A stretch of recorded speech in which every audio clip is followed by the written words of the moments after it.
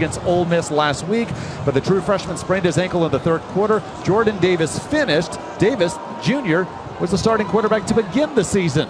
First, Raymond Calais will take a knee, and the Cajuns will set up shop at their own 25.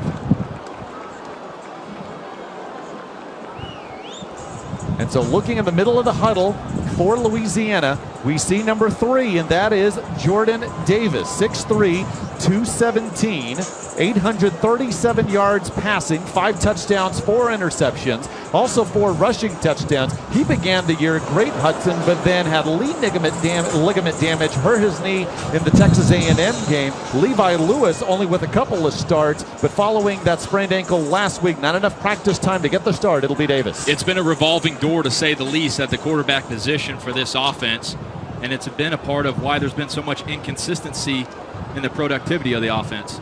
So Davis in the shotgun for the first down snap. Trey Regis is at tailback, who did not play last week against Ole Miss, one of 4 players suspended for an incident that occurred before the season. Regis gets 3 on first down. Game 3 on play, 2nd and 7. In fact, 6 starters were out overall in the loss to Ole Miss, 4 due to suspension. There are injuries for the Cajun offense today. Their left tackle, Grant Horst, is out with a shoulder injury. Their leading receiver, Keenan Barnes, is out with a knee injury. Flag down. Jamarcus Bradley with the catch. And out of bounds, a yard or 2 shy of the first down marker, but pending the penalty. Well, we talked about what's the recipe for a victory today for this Louisiana team, and it's definitely going to be predicated on the right arm of the quarterback. Offsides, defense, number 11, 5-yard penalty, replay, 2nd down. But if you're New Mexico State defense, here's what I think you got to do. I think you got to make this offense score methodically.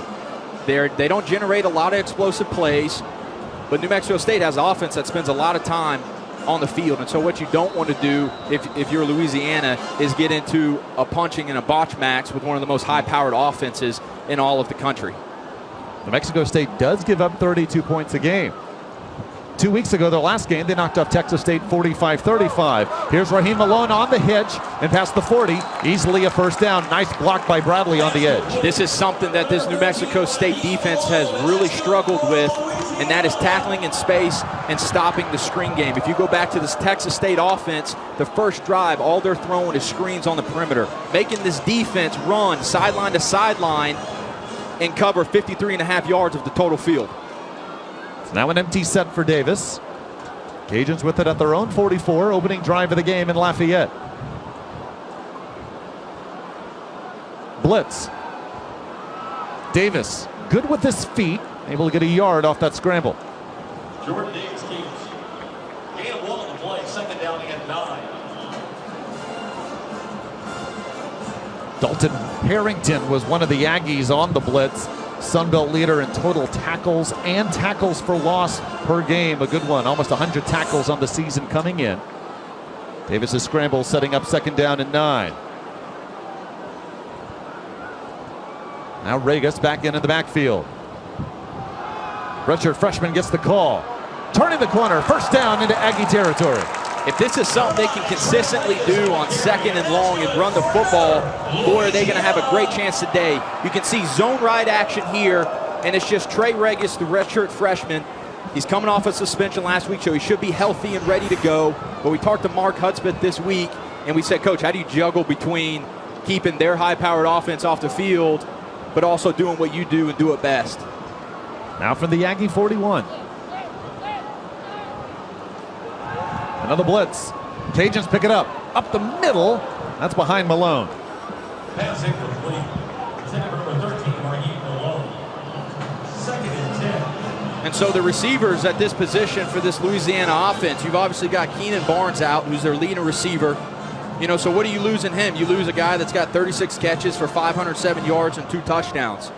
So you ask yourself, who's going to step up? Well, you got Jamarcus Bradley, who had a great game last week, who went for over 100 yards versus Ole Miss. But then they also need, as you see right there, to get some productivity out of Raheem Malone.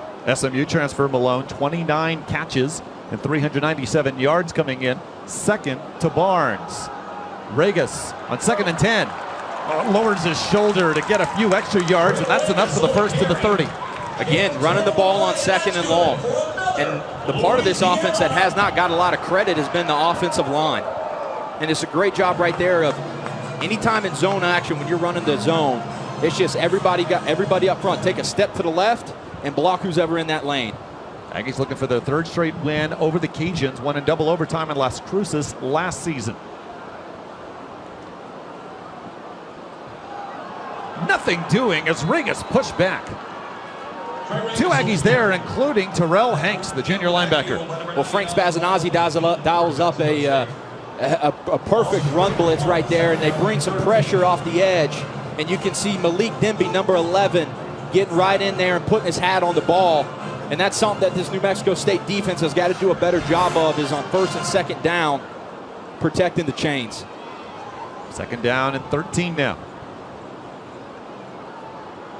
Davis on the bubble, through the hands, incomplete to Malone. He had blockers in front of him. That was well set up. And it was well set up, and Davis just throws a bullet out there on the tunnel screen to his receiver. What you'd like to see him do is just give him a good, soft pass and hit him right in the nose. But Frank Spinazzi dialed up again, another pressure blitz right there. And Will Hall, the offensive coordinator for this Louisiana team, had the perfect play call on. It's a third down. The first down marker is up to 20. I mentioned the wind, and right now the Cajuns are going against a fairly strong wind. Not a big reason why the Aggies defer the option to the second half to get the wind at their back in the first quarter. Looking for Malone and has him past the 10 and out of bounds past the 5. That is a beautiful throw by Nunez, and what we used to call that right there is Dino. Stands for double ends by your two outside receivers, and your number 3 receiver runs a corner route. And Nunez just keys the corner right there, and as long as the corner bites on the route, he able to just throw the ball out there to the receiver on the corner route. It's a great read, great accurate throw. And got the matchup on the linebacker, Hanks. So now first and goal from the 3. So this is Dion Ray, who is their Wildcat quarterback, sophomore from New Orleans. He does have 3 rushing touchdowns this season. Looking for number 4, and he's got it. Third down conversion sets up the 3-yard touchdown run, and the Cajuns score on the game's opening drive. And how about that for an opening drive? You said it, David.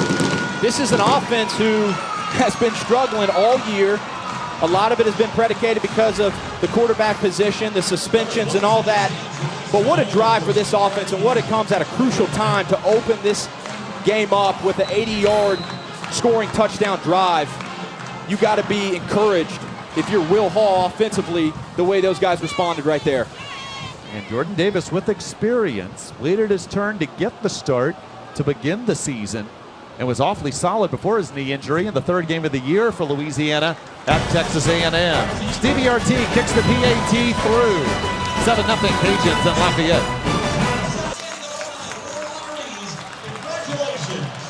Your left tackle is out for the game. Your leading receiver, Keenan Barnes, out.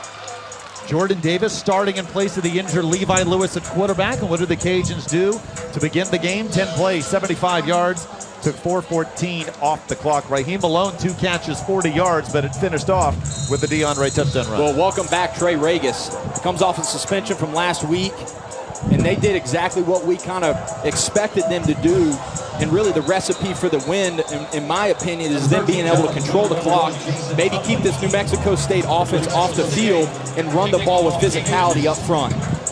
Good call, because this is not a Cajun team that is methodical, but they're going up against the New Mexico State offense that is one of the best in all of the nation. In fact, they have the 4th best passing attack in the nation at 360 yards per game, and Tyler Rogers has been on the field for almost every one of those plays. See how the wind's playing a factor. The ball held at the 35 as Stevie RT kicks it away. Jason Huntley on the return. Down the sideline. Cutting it back past the 40. Huntley using his speed. And now a race to the corner. Jason Huntley responds. Touchdown. How about that for an opening play? Last week they struggled mightily in the kickoff return facet of the game against Texas State. They actually had 2 muff kicks against Texas State, and obviously they spent some extra time getting that ironed out at practice this week. 97 yards. Now he's close to going out of bounds, but looked like he stayed in as he cut it back. And then Huntley, sophomore from Arlington, Texas, using his speed to do the rest. Dylan Brown, the sophomore, wobbler on the PAT, but kicks it through.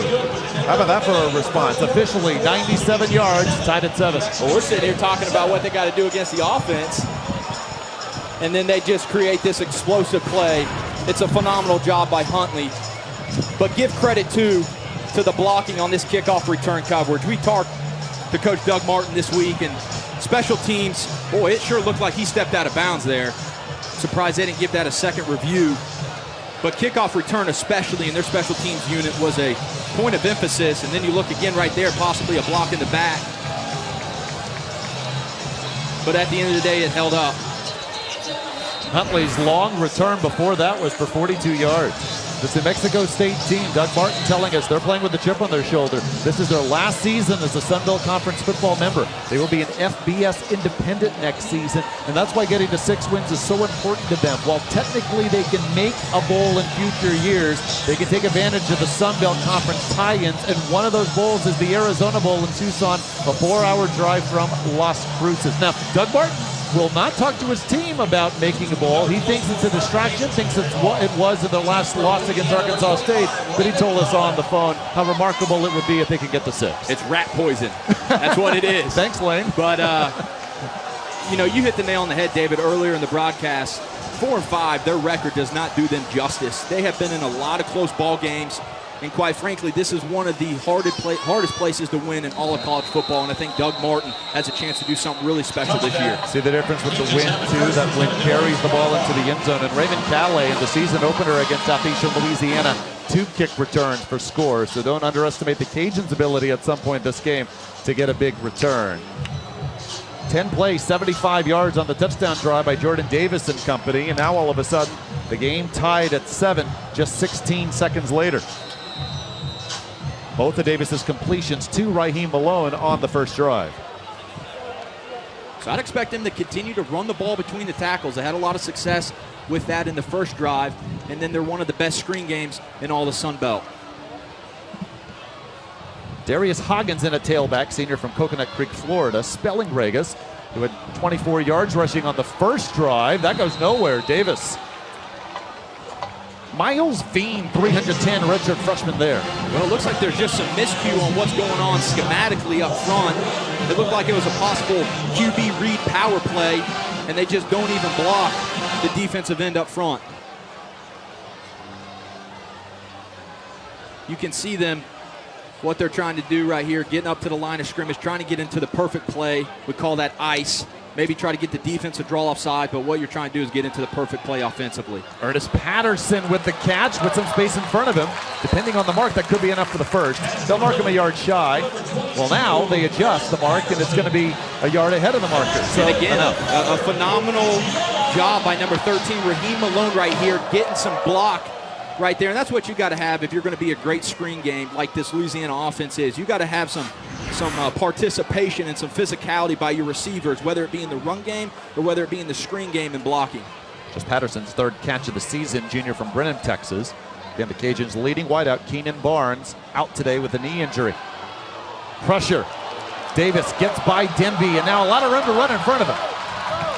Gets to Aggie territory. Well, you see the ability he has to extend plays and do some special things with his legs. And it seems like whether you have Levi Lewis in the game or you got Jordan Davis, when they get outside of the tackle box is really when they're at their best. 25-yard pickup right there when they don't even block Cedric Wilcox. Dalton Harrington there on the stop, who came in with 354 career tackles, senior from Hallettsville, Texas. Already mentioned leader in the Sun Belt in total tackles coming in. From the Aggie 47, Malone the man in motion. They don't call it. This is Hoggins' first carry. Good block in front of him, and now with room, past the 30. That was Raynard Ford, the tight end, with a nice block. Raynard Ford with a spectacular block on the outside zone play right here. You can see them double team up to the mic. Raynard Ford kicks out to Sam, and then their running back just does the rest. They're just out physically manhandling the guys up front right now. They're committed to running the ball. And until New Mexico State stops it, quite frankly, just keep running it. Another stop by Harrington. 18 yards for Cajuns after the 17-yard scramble by Davis. And when does Frank Spinazio decide to drop an extra safety or backer into the box? Up the middle, more room, Cajuns. Because right now they're getting a hat on a hat and running the football. The Cajun team coming in, averaging 4.5 yards per carry. But they will want to be physical. Doug Martin admits for New Mexico State, the pass is going to set up the run. For Louisiana, they don't mind. And you mentioned using those physical backs as Cajuns comes out. Now Trey Regis, 5'11", all 223 pounds of him, replaces him. Second and a long 2.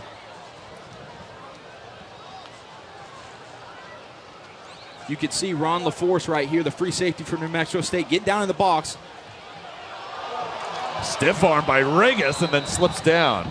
Boy, he somehow avoided Louis Fa'amasino, the middle linebacker, but still a loss all the way back to the 26. Dalton Harrington, who's the weak side linebacker in this Frank Spinazio defensive front. They bring a cross-it blitz, which is just a Mike and Sam cross-dogging in the front, and it's a great call on a predictable running situation for this defense. It's a big down here on 3rd and medium for this New Mexico State defense. First down marker at the 19. Remember, Cajuns going against the wind. This may not be field goal range. Setting up the bubble for Jamarcus Bradley. He's shy of the first down marker. Down to the 22. Well, just a good, safe, comfortable call by Will Hall, the offensive coordinator there from Louisiana. And sometimes when you see kind of a conservative play call like that, what's going through the mind of a coach or a coordinator is you have a play that you really like on 4th down that you've got in your back pocket, so you're trying to get into more of a manageable situation, or you've got a kicker that you really feel good about and you're trying to get him in the field goal range. Wind is whipping a bit harder than what you just saw, the top of the goalpost. Has been gusting as well this afternoon. So for Stevie Artigue, the junior from here on Lafayette, his career high is a 51-yarder. But they run the fake. They need the 19. They get it. This is Regis down to the 15. I tell you what, David, it makes us look good in the beginning where we predict what's going to happen, like we talked about, them stealing a couple possessions. This is how you steal a couple possessions. You can do it on onside kick, turnovers, a fake punt, a fake kick, just like that. Now you're generating more plays offensively, and what are you doing? You're keeping that high-powered offense for New Mexico State off the field. We are at 5:35 in the first quarter and counting. And remember, we have not seen the Aggie offense yet. They've had the ball 16 seconds on the 97-yard kick return for a score by Jason Huntley. Cajun offense has been on the field the entire game besides those 16 seconds. Now Davis on the run. Really strong running with the football against 7. That's just a play that's made by him individually. It's a QB draw play. Cole Pudahome, the center, doesn't even get up to the mic and get a hat on him. New Mexico State has 2 free guys. It's just a great job of the quarterback making a play and turning something out of nothing. Davis will come out. And Dion Ray, the Wildcat quarterback who has the Cajun touchdown, will replace him. This is an area of the defense that we have yet to see Frank Spinazzi dial up some pressure really all this year. We saw some cover 0 blitz last week against Texas State. He doesn't like to leave his corners out on an island. Ray hands it off to Regis. Good second effort. Boy, look at him churning those legs. He's down right around the marker. You can just see all 227 pounds of his physicality. It's hard to bring him down with just one guy. And that's another Louisiana. This is a Cajun team, one of the best in the nation in the red zone. In fact, they were perfect scoring in the red zone until 2 games ago when they turned the ball over on downs against South Alabama, but still coming in 32 of 34 and 27 out of the 34 for touchdowns. Tremendous 79% clip. I'm encouraged so far by this Louisiana offense and their physicality up front. And when you get into the red zone, the great teams are able to run the ball just as well. Here's Ray. Regis the lead block. Stacked up and out of bounds. I think it was Jared Phipps there. Well, yeah, Michael Jaquette, the boundary receiver right there, misses his block, and his guy ends up making the play. Otherwise, it'd be a touchdown. And I guarantee him coming to the sideline right there, he's going to get an earful from Will Hall, their offensive coordinator. There's a loss of 1. Ray stays in the game, now 2nd down and goal. This drive has lasted 7 minutes. Regis. There's Veen, one of the Aggies, pushing him back, forward progress to the 3. Now Davis comes in.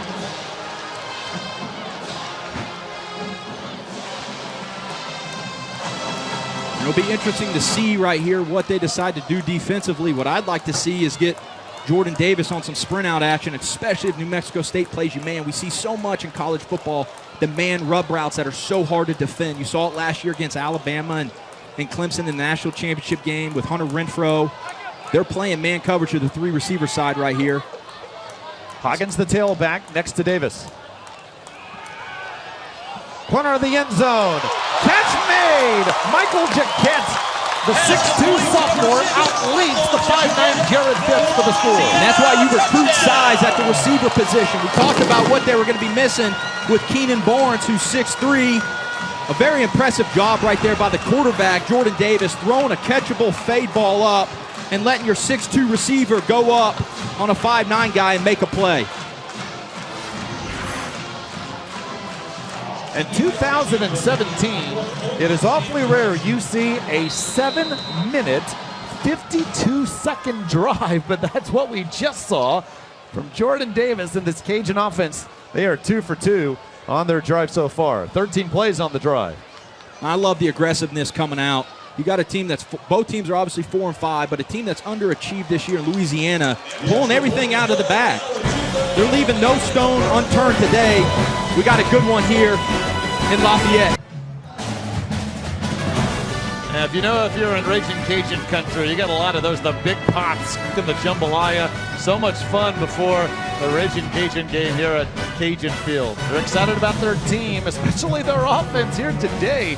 2 drives, 23 plays, 150 yards, a 14-7 lead, and we have yet to see the Aggie offense out into the field. Let's even see if the Cajuns kick to Jason Huntley, whose 97-yard kick return for a score earlier this quarter.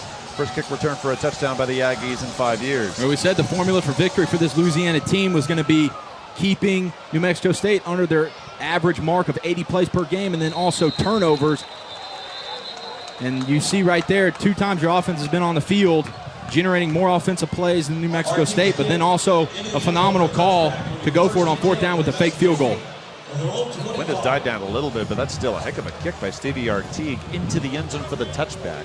And now we will see the New Mexico State Aggie offense, averaging over 31 points a game. Tyler Rogers, senior from Peoria. Again, you see right here, 3rd and long because of their insufficiencies on 1st down and 2nd down. 46% 3rd down conversions for the Aggies, best in the conference, but they need 9. Rogers in trouble, he's sacked.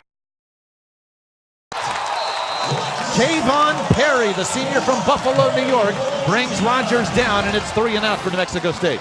Kayvon Perry, we talked about the edge rushers and Joe Dillon and Trev Perry, but what about your big 298-pound bulldozer up front, pushing back Jamin Smith, the center for New Mexico State, and then a great job in pass coverage for this defense of Louisiana. Boy, you got to be pleased with the first 3 drives that they've been able. 23 plays for scrimmage. Aggies 3, 7-point Louisiana lead. They have the ball when we return. David Salzman with former Georgia quarterback Hudson Mason with you from Cajun Field in Lafayette. Cajuns with the ball for the 3rd time, and they have been perfect so far. A 14-7 lead as we're late in the first quarter of play. Total yards 145 for Louisiana, -6 for New Mexico State. 78 yards rushing in the first quarter, 5.2 yards per rush. That's a recipe for success. I don't care who you are. Here's Regis. Got maybe a couple. Javon Ferguson, junior from Baton Rouge, Louisiana, one of the Aggies there. You can see them substituting and bringing in different receivers, and we talked about the absence of Keenan Barnes and what that would mean and who would step up. But, man, when you can bring in extra bodies and substitute guys consistently, boy, that gives you an advantage in terms of health. And flag down. at the line of scrimmage. Gain of 2, but pending the penalty. You see 3 seconds remaining in the first quarter. Offside. Defense. Number 9. 5-yard penalty. Replay. Second down. Stody Bradley, senior from Arlington, rushing. Darius Hoggins, 26. Jordan Davis, 24 for Louisiana in the first quarter. Davis now with time to throw. Malone. Down shy of the Aggie 35. Able to beat DeMarcus Owens. And it's a beautiful play design. They're playing quarters coverage, and they run a guy to clear out the safety. And then Malone just runs a 10-yard out route. And the flat defender's occupied with a guy in the flats, and it's a beautiful read and throw by Raheem Malone. Second on SMU in receptions in 2015, then transferred here to Lafayette, sat out last season. The adjustments that this defense has to make is I think they got to start run blitzing on first down. You can see the pressure coming up right now. Here's Wright, able to turn the corner. Finally brought down by Malik Dempy, but a gain of 10. They're averaging 7 yards per rush on first down. And that's really been the key factor into this game so far, has been Louisiana's ability to run the ball on first down. Well, your total playbook, your playbook completely opens up when you're in second and third and short.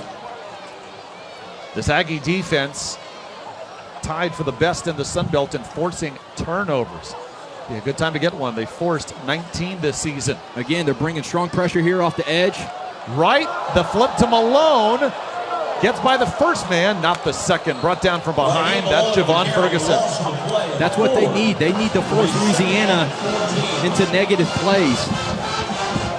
I know we just saw Jordan Davis throw a strike a couple plays ago, but they're beating you running the football. And so you need to make some adjustments defensively. Start bringing the safety down. Start run blitzing these guys on first down because you know what they're going to do. Has a loss of 4 back to the 30. Jordan Davis, an empty set. Without his best receiver, and Keenan Barnes out with a knee injury. Without his starting left tackle, Grant Horse. Sophomore Ken Marks has done a great job in his play so far.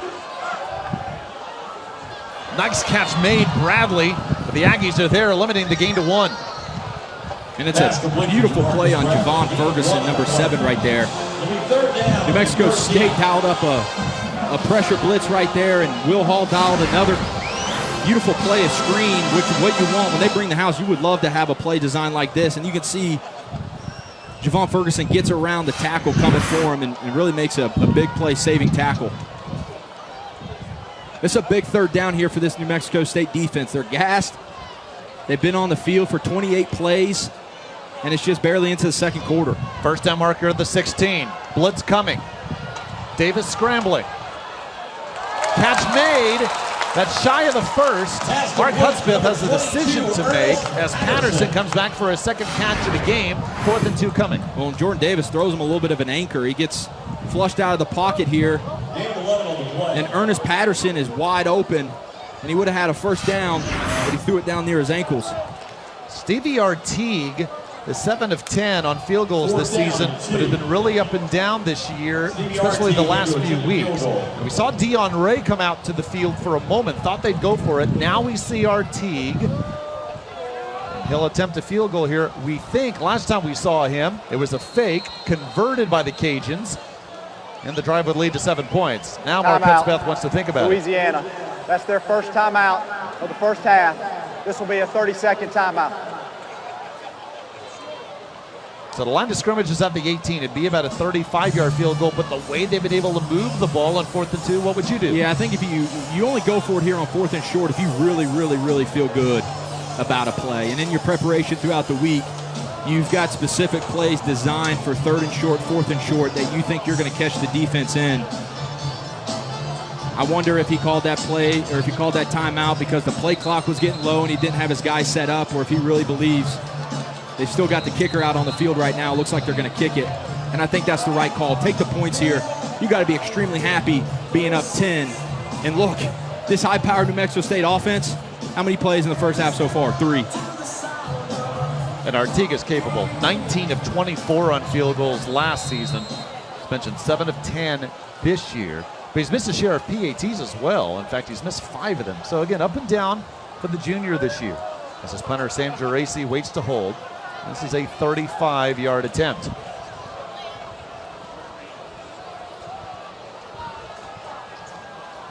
Kicks it away. No good.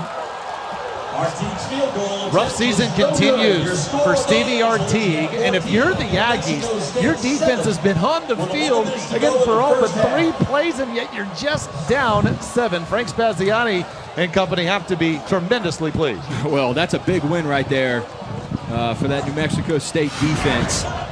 Like I said, they're gassed. They've been on the field for almost 15 minutes in the first half. And their kicker, Louisiana's kicker, misses really a chip shot. And we have yet, I mean, we're in the second quarter, and there's so much to talk about this New Mexico State offense. We've yet to even talk about Jaleel Scott, one of the best receivers in the country, one of the best quarterbacks in the country. It's just a great job of play calling and knowing what this Louisiana State team and how they want to approach this game. Tyler Rogers on the Aggies' 4th play from scrimmage, tipped, almost picked off. Well, and you can really tell that they are just out of sync.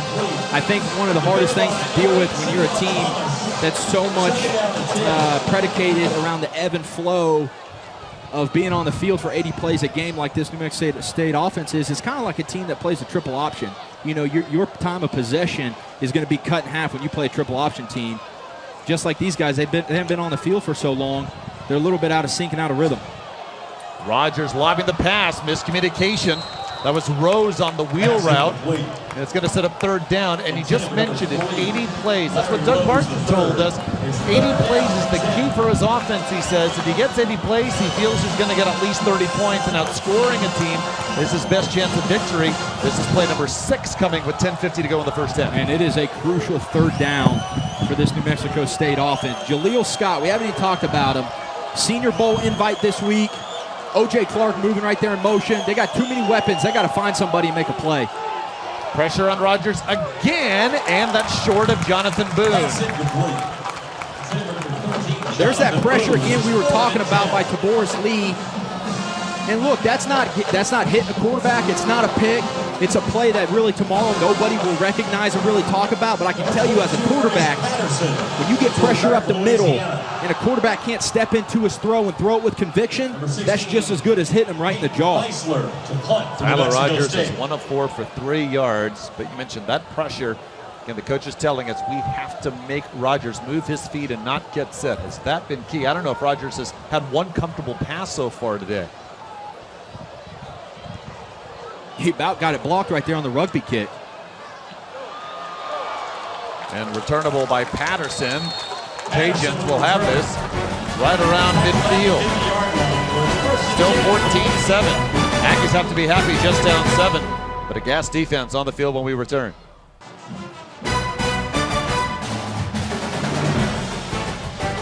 .10:33 to go, second quarter. Time of possession so far here at Cajun Field in Lafayette. Louisiana, 16 minutes, 46 seconds. New Mexico State, 2:41. Jason Huntley, 97-yard kick return for a score. The points for the Aggies, and yet the Cajuns have the ball again. From the Aggie 49.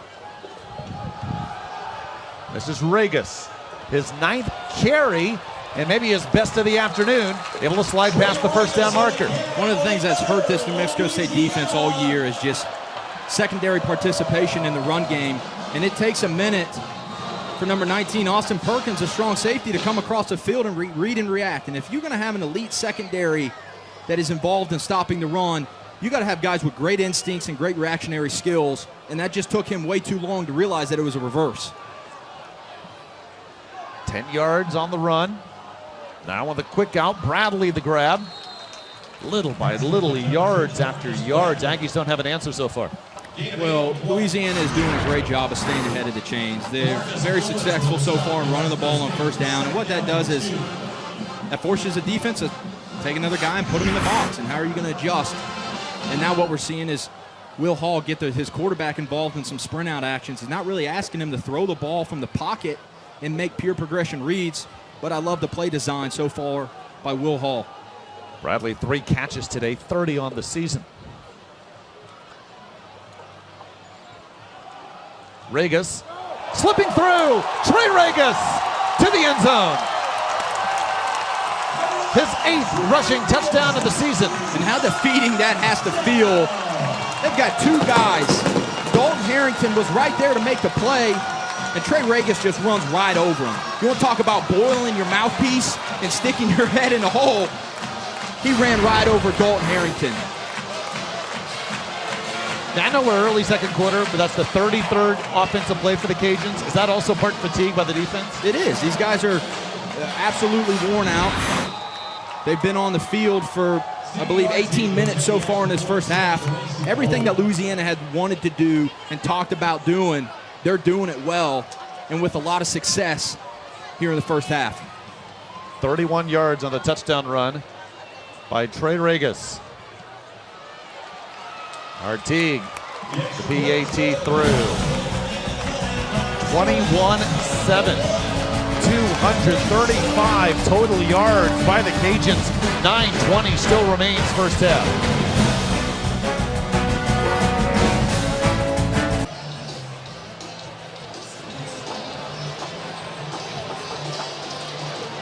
This New Mexico State team coming off a bye week after an impressive win at Texas State 2 weeks ago. Louisiana went to Oxford, dominated by Ole Miss 1 week ago. Cajuns have been playing so far today, but they have something to prove. 21-7, 9:20 to go, second quarter.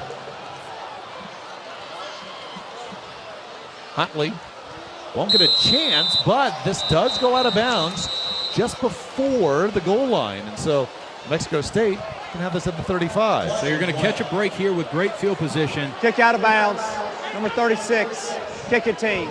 The ball will be placed at the 35-yard line, first down. And what I'd like to see here is just, if you're New Mexico State, give me your 3 best plays that can get you a first down. Don't worry about explosive plays. Don't worry about a touchdown. You need to get 1 first down, because if you can get 1 first down, and then everyone can kind of take a break, relax, get into the ebb and flow of their scheme, and then hopefully get another first down, another first down. This Aggie team averaging 461 yards a game. So you're not going to hold Tyler Rogers and company down the whole contest. And it's a very experienced group. You think they wouldn't panic here. But they haven't dominated on the field except for that kick return for a score by Jason Huntley so far. They've got numbers in the box.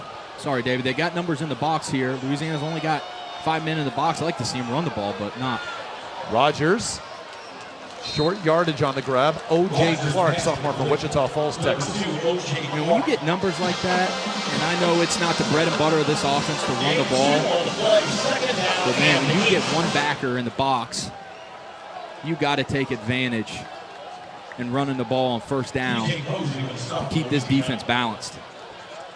2 men in the backfield with Rogers. Huntley in motion.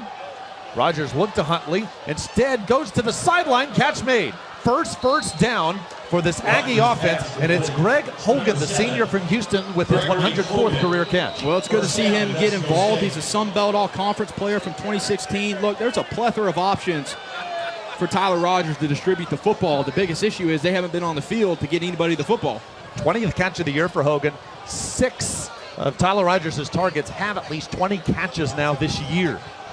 Stepping up in the pocket, he'll swing it out instead, and this is Clark. Good tackling in open space. In fact, defensive coordinator Mike Lucas told us that was one of the big keys for this Cajun defense, especially on a shifty guy like O.J. Clark. It sure is. Jaleel Scott attracts a lot of the attention from not only the media, but from defensive coordinators, but O.J. Clark maybe be the most interesting player to keep your eye on in this game. Up the middle, Huntley, just a yard, so it'll be 3rd and 4 coming for this Aggie offense. You can see they're trying to get to the line of scrimmage, get into what they call their NASCAR tempo, which is calling a play, which stands for the play, the formation, and snap count.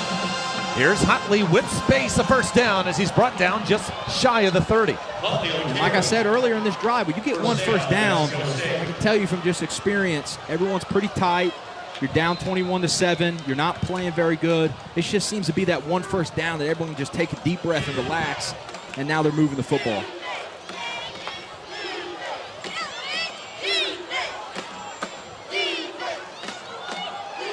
Setting up the bubble. This is Anthony Muse, brought down for a loss. Muse, a career night at Texas State 2 weeks ago.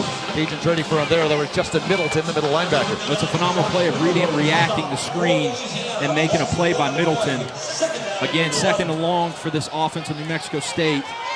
it seems like they've pitched a tent here quite often this year in second and long because of their insufficiencies on first down. But you're in field goal range. You're almost in field goal range. What he cannot do here is take another negative play.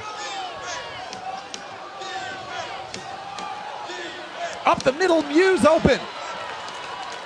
Enough for the first to the 20.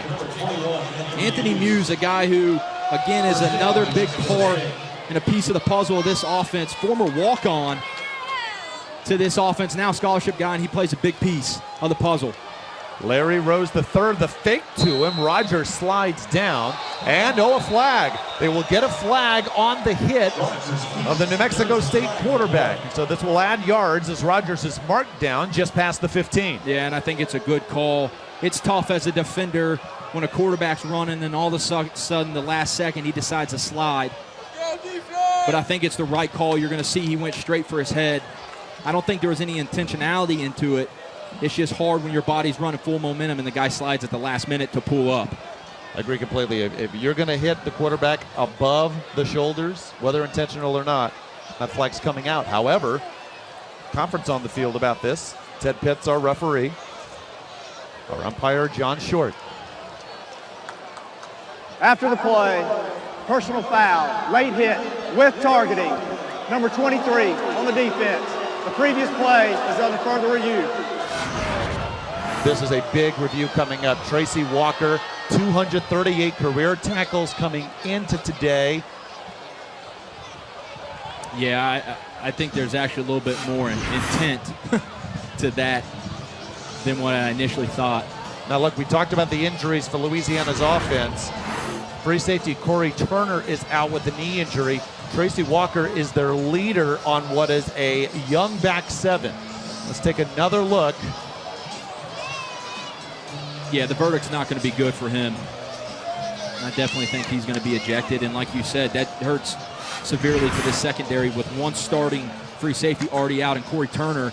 Now they're probably going to have to slide Denarius Howard in, who's the backup safety, or maybe they take a guy like Laverius Bernardo, who's a backup corner, and move him to safety.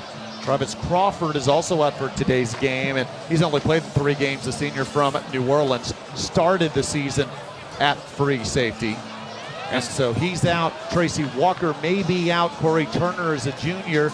And so again, mostly a young back seven for this Louisiana group who was coming into this year. They've struggled defensively for the most part. They had 2 tremendous linebackers, Tremaine Lightfoot and Otha Peters last season. Peters is on the Washington Redskins practice squad. So they review the targeting. And so if it is upheld, review, there is no penalty for targeting. Wow. After enforcement of the dead ball, personal foul, that's half the distance to the goal, automatic. Now, I would be so, I want to hear that because I don't know, I need to hear more as to what went into that because I think it's clear as day. I mean, it almost looked like he came off the ground with his feet. Must have been another angle than what we were able to see. But the penalty is enforced. So now first and goal for New Mexico State from the 8. They scored touchdowns on 89% of their trips to the red zone. They'll have to wait here as Rose the third slides to make the grab. Might have lost a yard. Now I've learned don't be a betting man when it comes to targeting in college football because you never know what you're going to get. It's like what do they call catch in the NFL these days? No one knows. And that is a huge break for this Cajun team. And Tracy Walker, 238 career tackles coming in, 8 picks, third on the team in tackles in 2017 and on the Senior Bowl watch list. So he stays in the game. He's the deep safety at the top of your screen. Second and goal, Rogers runs. Third and goal now, just past the 3. Rogers does have a rushing touchdown in each of his last 6 games. He leads the team in 7 rushing touchdowns, and we talked about this at the beginning. He's not a guy that's going to beat you with your legs, but he can make some plays, and they like to draw that up down here in the red zone. We saw it last week against Texas State. They'll run him on some QB read zone, some QB power, and boy, does that make it so hard to defend when you get down in the red zone and your quarterback can make some plays with his legs. 11th play of the drive coming after the Aggies were 3 and out on its first 2. Rogers to the end zone, incomplete. Behind Jaleel Scott, Doug Martin with the decision to make now on 4th and goal. It was a design naked rollout. And I think if Tyler Rogers would have just come out busting his butt a little bit more and came to run, which is what you're taught on the naked, he would have got it. He would have made it to the end zone, but he pulled up a little bit, and he threw a late contested ball to Jaleel Scott. A phenomenal job by Louisiana, a bend but don't break mentality, and holding one of the best offenses in the country to a field goal. DeMar and Mitchell with the pass breakup when 4 Cajuns suspended in the Ole Miss game last week. So Dylan Brown, 5 of 7 on field goal tries, coming in. This just from 20 yards. Flag will rule this dead. Delay a game. Prior to the snap, delay a game. Number 18, kicking team. 5-yard penalty, still 4th down. Sometimes due to the angle with the ball being on the hash, teams would prefer a 25-yarder over a 20-yarder. Yeah, they do, and especially with the wind blowing in this direction, kind of toward New Mexico State's sideline, it maybe gives you a little bit better of an angle and allows the wind to kind of carry the ball just a little bit longer. But either way, it's pretty much a chip shot for him, and it's a win for this New Mexico State. Louisiana missed a field goal. They go 75 yards. It didn't result in the drive they wanted, but they got points. This does get inside the upright, and Dylan Brown cuts the Mexico State deficit to 21-10. Both teams 4 and 5, 2 wins for bowl eligibility. So New Mexico State settles for 3, but gives the Aggie defense some time to rest because they've been on the field pretty much the entire game before New Mexico State's last drive. 12 plays, 58 yards. Took 4:13 off the clock. Dylan Brown's 24-yard field goal makes it a 21-10 Cajuns lead. David Salzman, Hudson Mason with you from Lafayette. Penultimate home game for the Cajuns. They will host Georgia Southern 1 week from now. They'll finish off the regular season in 2 weeks at Appalachian State. Here's Raymond Calais, his first return. 2 kick returns for scores in the season opener, and brought down here just past the 35. A nice return, and the Cajuns set up shop with their 37. Well, we're seeing a Louisiana team that's playing a lot more passion, and it's pretty visible. You know, they've been pretty stagnant and dormant all year, and a lot of that has been attributed to the revolving door and the issues at the quarterback position and the suspensions and that. But I think just so far in this first half, it's clear as day which team is a little bit more pumped up and excited to be out here. Mark Hudspeth telling us earlier this week, he said, we have a lot of good football ahead of us. This team has played well so far.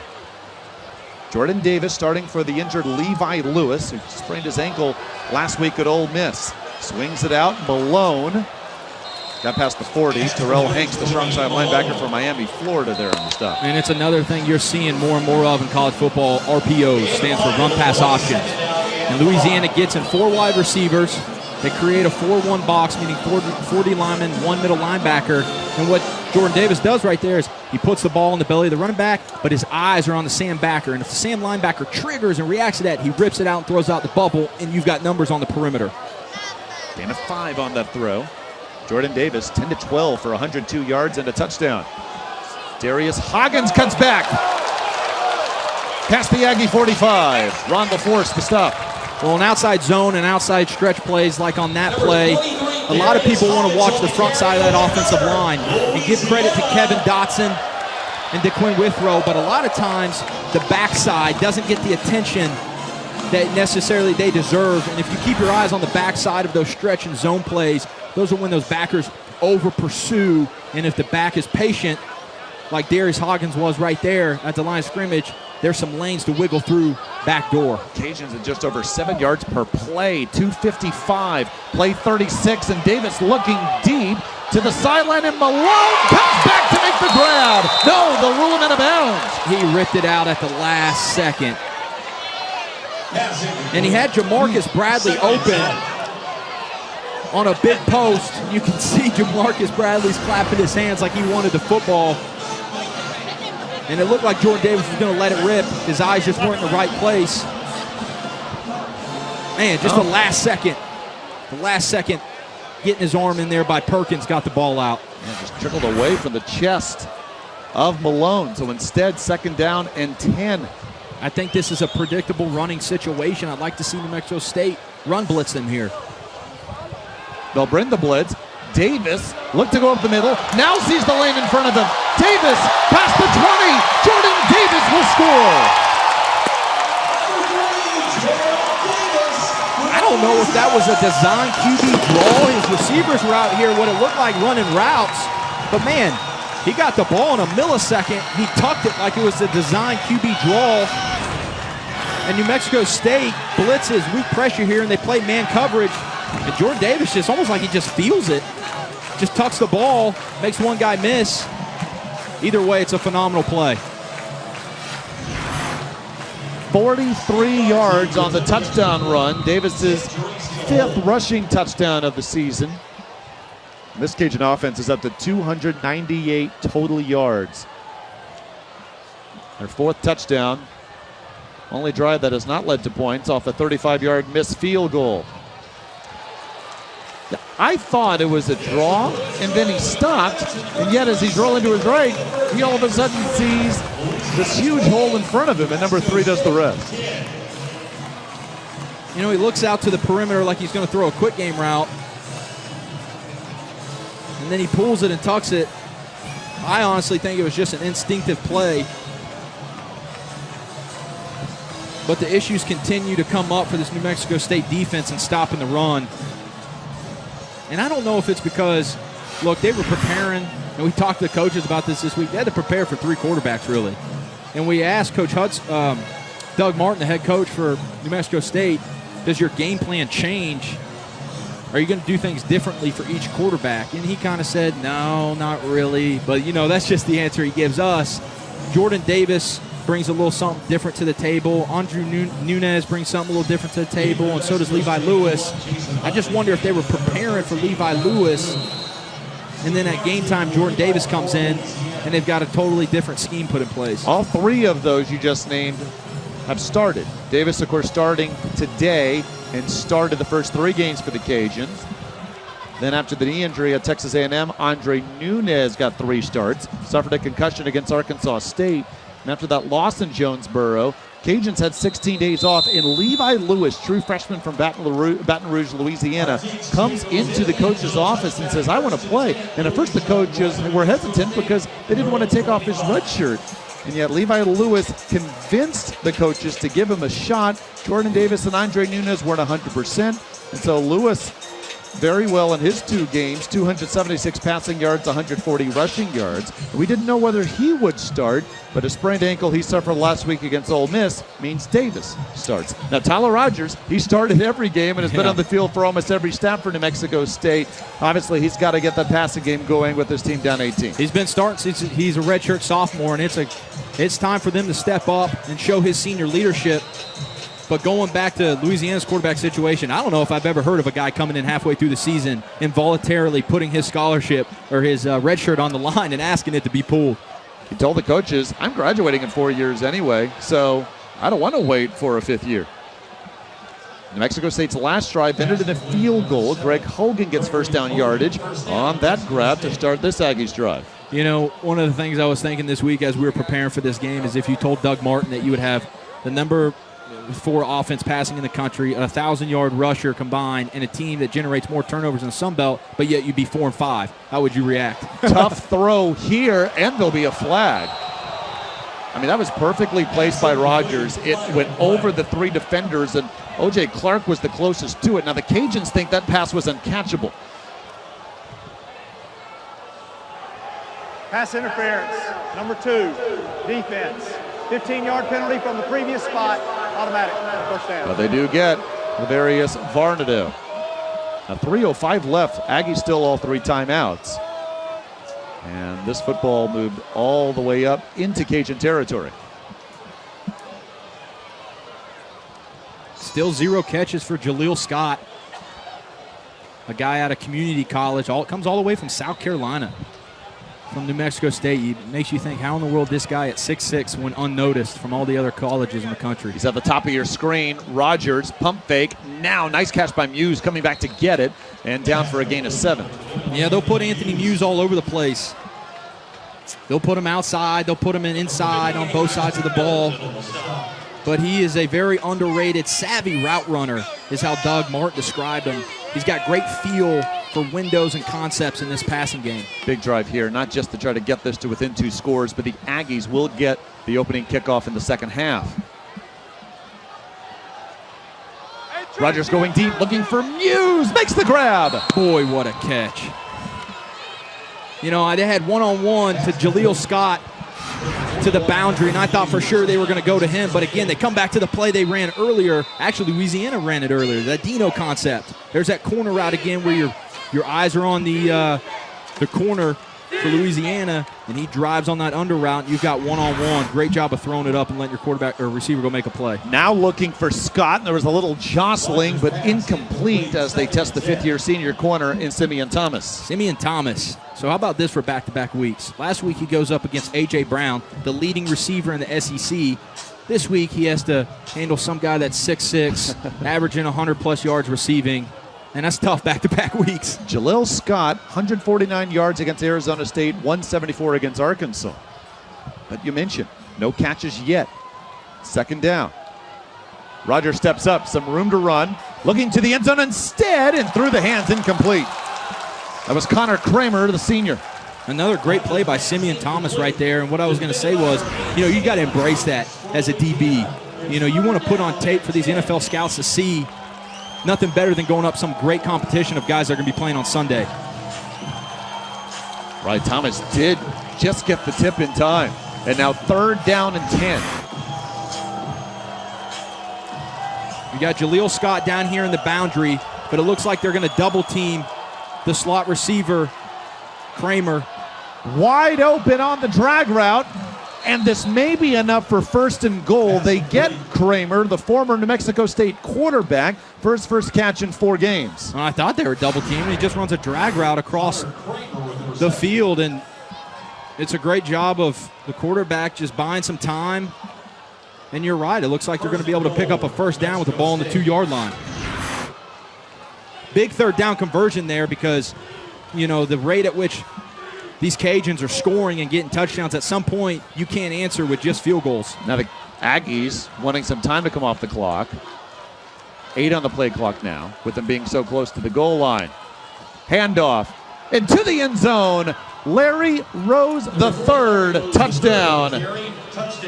Continuing a tremendous career. The 33rd rushing touchdown in the senior's career, approaching 4,300 yards on the ground. And what a big touchdown for the Aggies to answer the Cajun score. Yeah, they run pretty much the same play that they were in last time in the red zone, except it was a naked. And they window dress it the same way. They moved the tight end, Bryce Roberts, across the field, and it looks like it looks like a naked again. And this time they just hand it off to the running back, and they get 6 points. Dylan Brown's PAT is good. That's the Cajun team. Only time they've been stopped on offense was on a missed 35-yard field goal. Besides that, 4 touchdowns, and they have 1:36 remaining with 2 timeouts to try to extend this 28-17 lead. You can see again what they're doing is they're trying to create some eye candy for the defense and moving Xander Yarborough across the field in motion. And it looked a whole lot like that naked play that they ran again. This time they hand it off. And New Mexico State's defense is going to have to answer. Louisiana, 298 total yards, and they're about to get the football. What a career for Larry Rose III. He arrived on campus in Las Cruces, New Mexico, 160 pounds. He's up to 195. An AP All-American his sophomore year, had 14 rushing touchdowns. As mentioned, that touchdown, his 33rd of his career. He could do it on the ground, and also a very good pass catcher. He has over 100 catches in his career and had 165 all-purpose yards in the win over Texas State 2 weeks ago. They will miss him. He brings a lot of what you call position versatility. They can put him in the slot, use him on special teams. But he's second all-time here in New Mexico State for rush yards, almost at 4,300. That'll be a touchback. After the 7-play, 75-yard drive by New Mexico State. And if you're New Mexico State here, I'd like to see you be aggressive. Blitz here on the 1st down. I think Louisiana is going to try to run the clock out, but you got 3 timeouts, and what you don't want to do is look back at this game and say, hey, Man, we had a minute 36 left with 3 timeouts. I wish we would have been just a little bit more aggressive. You can't take those timeouts to the second half. Jordan Davis, 10 of 13 passing for 102 yards, but the running game's been the big story for this Cajun offense. 189 yards on the ground. Davis has 67 of them. In fact, his last carry, a 43-yard touchdown, which put Louisiana up 28-10. Trey Regis leads the Cajuns in rushing with 68 yards. Darius Hoggins in the backfield, 41 yards rushing. Davis throws, and the catch made just past the 35-yard line. That's Bradley. So he's going to get into his 2-minute offense here, and you can hear him pointing to the field with his arm, which just means left, left, left. You're telling the receivers the strength of your formation you want to the left. And then he's just going to verbally give one word for his O-lineman in protection and routes. Aggies bring 5. Davis flushed out of the pocket. Incomplete. Intended for Bradley. Clock stop, 1:15 remaining. Jared Phipps on coverage. New Mexico State without their leading man in terms of interception, Shamad Lomax. Second straight missed game due to a high ankle sprain. On the quick out, that's incomplete. Intended for Malone. Harrington on coverage for the Aggies. So here comes in big number 99, Miles Vinny. And they're going to bring in their blitz package. They're what you call their nickel package, where they get an extra DB on the field. They're bringing in, like we said, Vinny, who is probably a little bit more versatile in rushing the passer. But, man, this is a crucial down for this defense. If you can get these guys off the field, you got to believe that Tyler Rogers and this offense can come down and get you some points before the half. Showing blitz. Cajuns have not punted today. Here they come. Davis again flushed out. He needs the 48 for the first down. He has that and more. Got a huge block upfield as well to help shield him past the Aggie 45-yard line. That was Jared Jackson on the block. And there's no contain here. You can see Malik Denby, they run a TE stomp, which means tackle and twist. There's nobody on the outside for the quarterback, and he's killed him with his legs. When there's nothing open in the perimeter, there's nobody been there to account for him in running the football. He got to the Aggie 43, 19 yards on the scramble. Late blitz picked up the seam, catch made. That's Patterson. The junior came in with 2 catches all season. That's his 3rd of the night. That's an impressive throw right there from your quarterback. Standing in the pocket. And give some credit there to your running back, Darius Hoggins. Sticking his nose in there and picking up some heavy blitz pass protection-wise, which allows his quarterback to stand down the gun barrel and let it rip. Cajuns still have their 2 timeouts. To the end zone. Oh, through the hands of Malone, incomplete, and maybe because he saw Ron LaForge right in front of him who provided the hit. One of the issues for this defense has been they don't have any integrity when they rush the quarterback. You know, when you rush the quarterback, you have got to account for every single lane, especially when you're playing a dual-threat guy like Jordan Davis. And you'll see even on that play, he could have tucked the ball and at least picked up 6 or 7 yards. These guys up front have got to get it straightened out when you have a dual-threat quarterback like Jordan Davis. Blitz coming.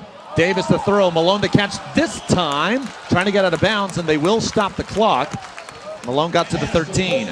Jordan Davis is showing you that he can beat you with your arm, too.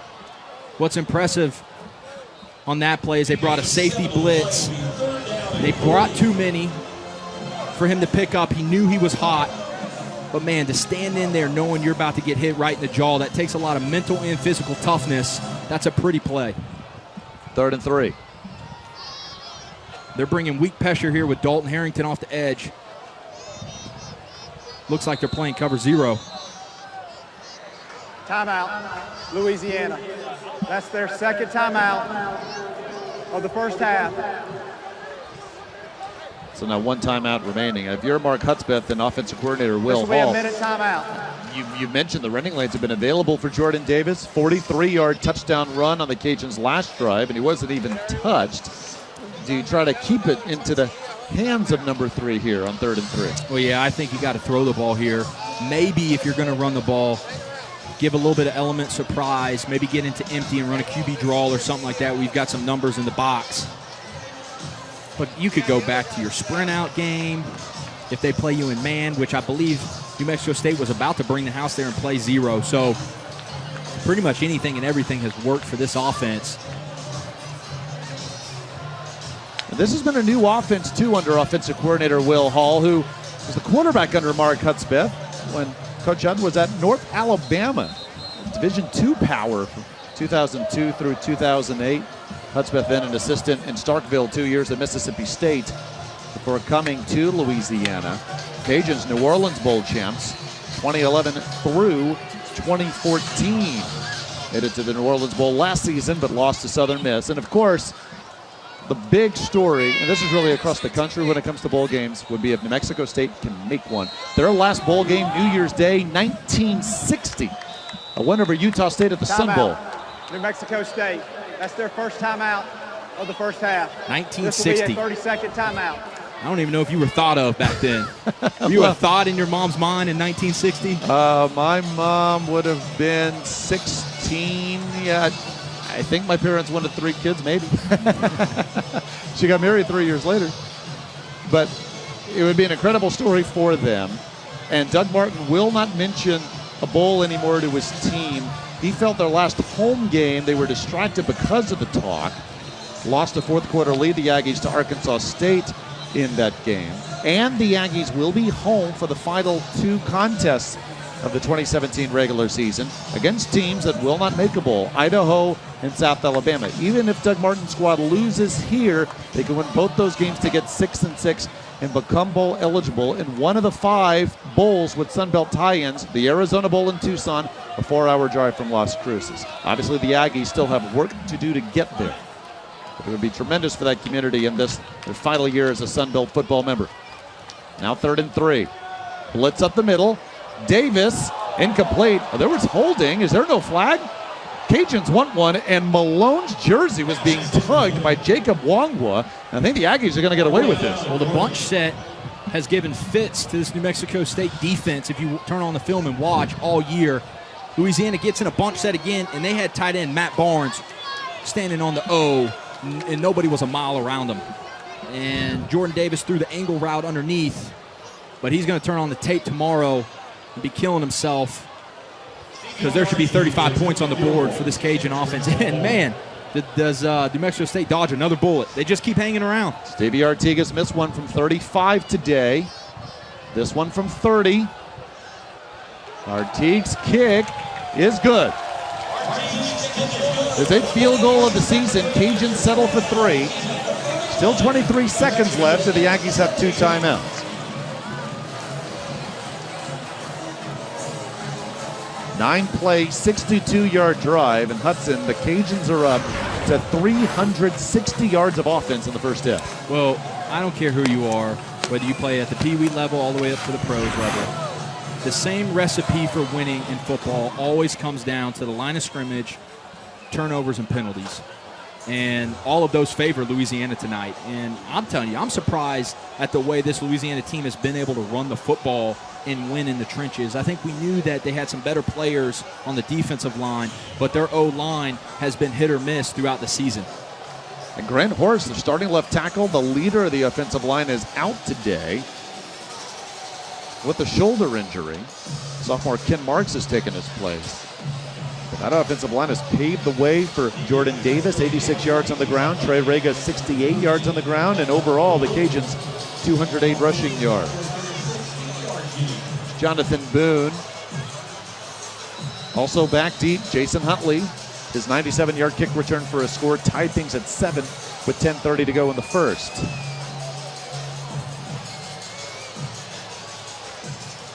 Slight wind now at the back of Stevie Artigue. He'll kick this away from the 35. They'll squib it. And this is Famasino, our starting middle linebacker, able to take it past the 30, and a little jostling on the sideline. You know, if you're Louisiana, do not get a penalty because they have already got something's going to get thrown. Yeah, there are a couple of Aggies in there. Famasino with the football, who again was on the return. Number 25, Christian Gibson. junior from Dallas, in there as well. Boy, the coaches are in it. It's getting shovey. You know, an hour before game time, some members of the Cajuns and Aggies came through the same tunnel at the same time, started drawing at each other. This was at 3 o'clock Central. They had to be separated. So the intensity's been high here since even before kickoff. It's a big game for both teams. The Cajuns an outside shot at a Sun Belt crown, but they're used to going to bowl games, and 6 wins is the standard here. And we mentioned just how historic it would be for New Mexico State to get to 6 wins and their first bowl since New Year's Day 1960. Well, both these programs were a little ornery because of the way they've performed this year. And like you said, David, they both control their own destiny in terms of getting to a bowl game. And I know as New Mexico State, they're not happy the way they've performed this first half. To the ground, and Huntley. I think you got to take a timeout here. No. Wow. And New Mexico State has 2. Now the Aggies get the ball to begin the third quarter. That just surprises me, David, because you got the ball at the 40-yard line with 2 timeouts.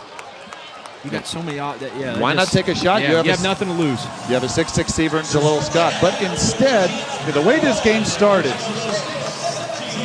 this was all Louisiana in the first quarter. And at one point, they led 28-10. Aggies caught up in terms of performance on offense, but still down 14, 31-17. Louisiana over New Mexico State. One drive. That's a 97-yard return by Jason Huntley, tied the game at 7. But Louisiana just dominant in the first half of play. 360 total yards. New Mexico State 116. We just saw the opening kickoff to the third quarter, so the Aggies with the ball will have it from their own 25. But there are the stats.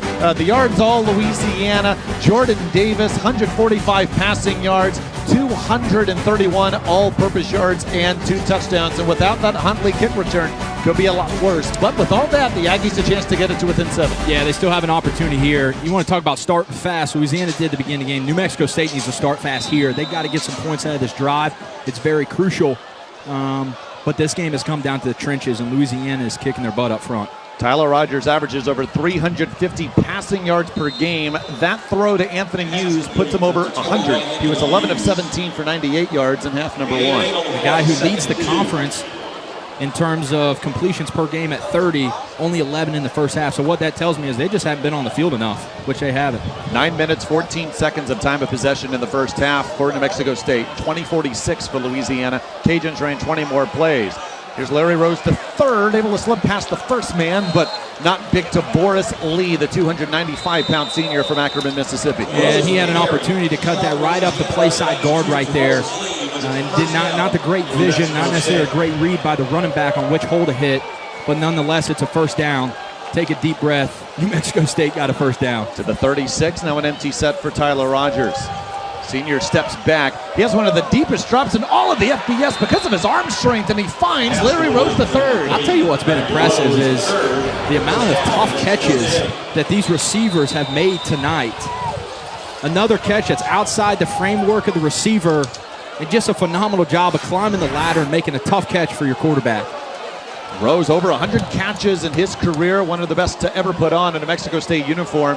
Beat the linebacker Jacques Boudreau.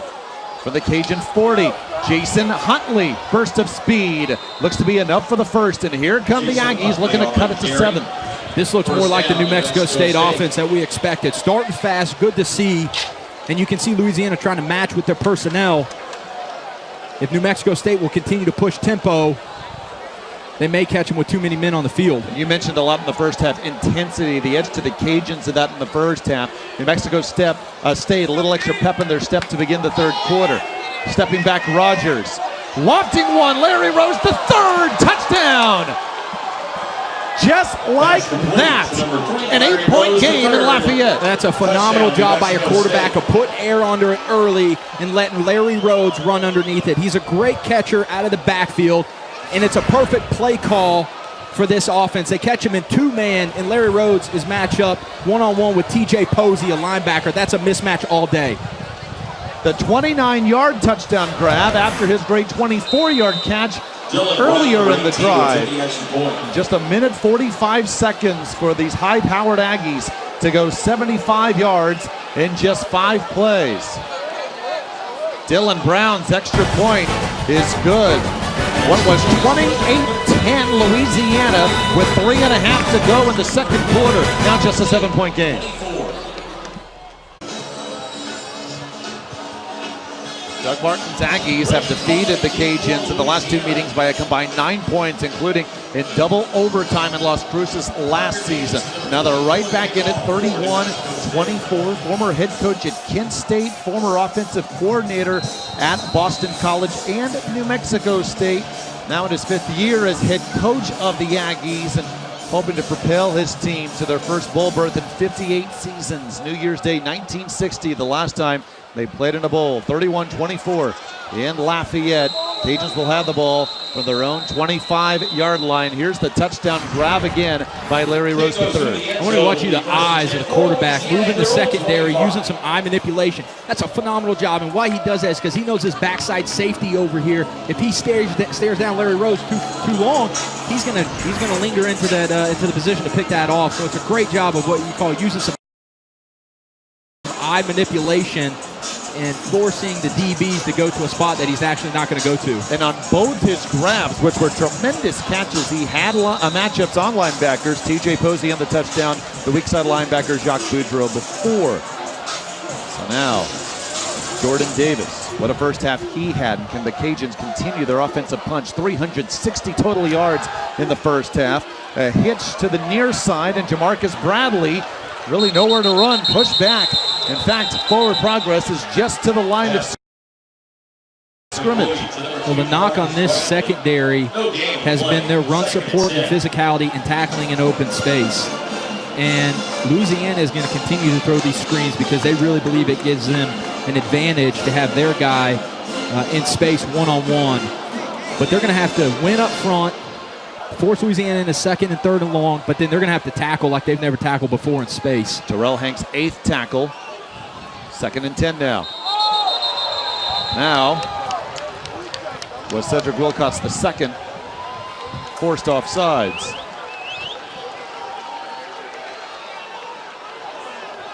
Ball start, 67, offense, 5-yard penalty, still 2nd down. On the left tackle, Ken Marks. Replacing Grant Hort.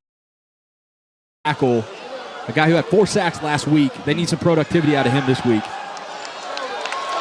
What a day for Ernest Patterson. Slipping tackles, might have got enough for the first down. Yeah. 2 catches all season coming in, now with this for today. There again, you see the issue of tackling in space. All they throw is a quick little jailbreak screen. That's 1 missed tackle, another missed tackle, and he picks up 15 yards. Junior from Brenham, Texas, his first season with the Cajuns. Blinn Community College transfer in Brenham.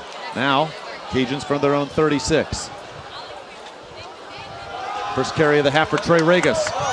Cut back and holding on for dear life to prevent an even bigger gain. I think it was LaForce. Still gain of 7. Both these backs combined for Louisiana average 6.6 yards per rush against Texas A&M, averaging 8.5 yards per rush today. And again, you've got to continue to credit the offensive line because, man, they're bulldozing those boys and getting hat on a hat up front. Regas, 11 carries, 76 yards. He gets another try here. Push back at the 45, so he didn't get enough for the first. It'll be 3rd and 1, and Miles Veen, the big defensive tackle, was there first.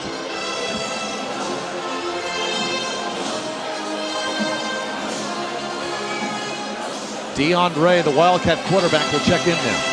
Interesting to see that Frank Spaziani does not decide to bring in an extra linebacker or an extra defensive lineman, especially, and try to match this Wildcat personnel of Louisiana. Ray, handoff, enough for the first. Regas gets to the 49. That's good for another Louisiana. Cajuns scored touchdowns on 4 of their first 5 drives. And that makes them 4 for 7 tonight on 3rd down conversions, an area that they have immensely struggled at this whole year. Only 36% coming into tonight. Ranks number 94 in the whole country. Third down conversions is going to be one of the important ingredients to success tonight to keep, again, that high-power offense of New Mexico State off the field. Jordan Davis still on the sideline. Dion Ray takes the snap, and again to Regis. From the first game of the season, he started the opener against Southeastern Louisiana. When he's been able to give it a go, he's been effective. He has, and this New Mexico State, the front seven is really struggling to get off blocks, and that's why I've kind of repeated over and over that I think you need to start bringing an extra guy into the box, because the physicality of Louisiana is just outmatching the physicality of the defensive front seven, New Mexico State. Dion Ray, is he looking to throw? He rarely does this, going deep for Malone, and a flag down. 0 for 1 throwing this season before that pass attempt. Well, I had a coach in college tell me one time, never overthrow a receiver, because 2 out of the 3 things that can happen are good. Pass interference. Defense, number 1. 15-yard penalty from the previous spot. Automatic. And look, he underthrew him. And it turns out in their favor, because a lot of times the receiver comes back to the ball. DB's got his eyes turned. DB right there has his eyes turned, and as soon as the receiver stops on a dime, almost always a DB is going to yank or pull or scratch or do something to kind of leverage himself back into the play. Got to stick with the play, right? Even though Jacob Wangwa, I imagine, never thought Dion Ray would throw it to Raheem Malone. Instead, Jordan Davis now back in, 15 of 22, 161 yards and a touchdown through the air. 86 yards rushing and a touchdown on the ground from the Aggie 33. Darius Hoggins up the middle. Got 4. Darius Hoggins on the carry. Before Deshante Lloyd even gets his hands on him, he's at 5 yards. So if you're Louisiana, just continue to do what you're doing. There's an old saying in football that if people repeat a lot, it's don't fix it if it ain't broke. And there's nothing broke about this run game right now for Louisiana. Aggies have scratched and clawed their way back to within 7. With the Cajun offense on the move, their first drive of the second half. Davis off the hands, incomplete, of Devin Scott, senior from Harvey, Louisiana. That would have been his first catch of the year. Cajuns playing without their leading receiver, Keenan Barnes, 36 grabs, 507 yards receiving, out with a knee injury. Yeah, and he's a guy that you wouldn't even think tonight that isn't playing. They really haven't had to call on too many of their receivers to make big plays. But a crucial third down here, just at the 30-yard line. Frank Spinazzi, let's see what he does. He dials up some pressure. I think you've got to make this quarterback move his feet. They stunt. Davis, and as he throws, tip back. Roy Lopez, 310-pound sophomore defensive tackle, forces 4th down. Frank has a rich history of dialing up some exotic blitzes on 3rd down to get to the quarterback, and none was better than that right there. Look, pressure on the quarterback is a prerequisite to turnovers and to errant throws for the quarterback. And right there, it's a crucial 3rd down stop. But even more crucial is this 4th down stop. They go for it. Stevie Artigue, the Cajuns kicker, missing a 35-yarder earlier today. He's been struggling the past 4 weeks plus. And so Jordan Davis goes for it. They need the 23. Up the seam, Malone the catch. Upended but holds on at the 18. Wangwa got there a step too late, and still down is Raheem Malone. He took a lick. Well, here's what they do right here. Number 22 runs a jag route to occupy the backer. And what the quarterback is reading there is as long as Javon Ferguson, number 7, jumps that drag route, then the number 2 receiver runs what you call a little looky route. It's like a 3-step slant. And he's taught to come off the line of scrimmage, widen your route to press that nickel Sam to widen him. And then as soon as you see that Mike linebacker jump that under route, there should be a big void in the defense to rip it right there in the hole. That's a play that I saw run at the NFL level a long time.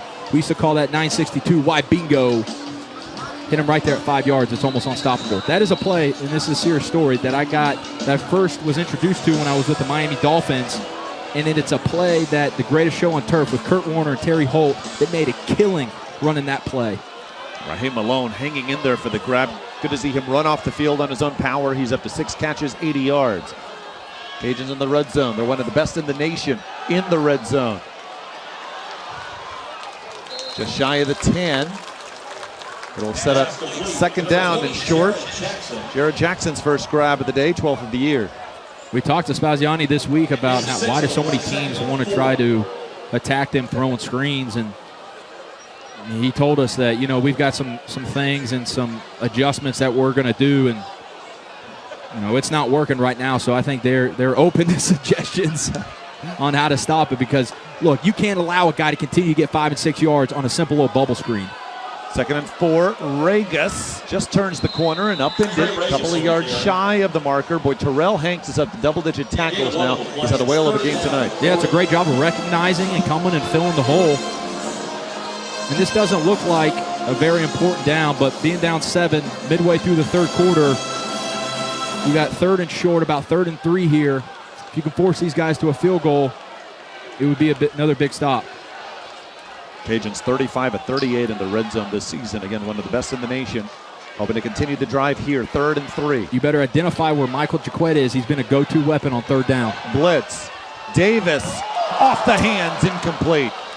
Looking for Patterson. Now 4th and 3, and the field goal unit comes out into the field. I tell you, the one thing that I've been impressed about this defense is their bend but don't break mentality. We said that earlier.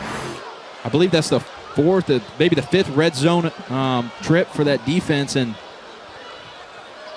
another big stop and making them force into a field goal.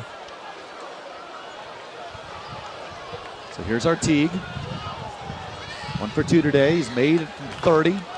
As mentioned, missed from 35. Wind has really died down since the beginning of the game. Not a factor here on this 28-yard attempt. Good hold. And Artigue kicks it through. Cajuns get their 2-score lead back. High-powered Aggie offense, though. A chance now to get it to within 3 at one point, down 18. Well, Hudson Mason, you talked about the Aggies' ability since giving up 2 75-yard touchdown drives to begin the game to bend but not break. Cajuns do go 14 plays, 64 yards. It took 6 minutes, 10 seconds off the clock, but Mexico State limits Louisiana to 3. Well, with a 28-10 deficit late in the third.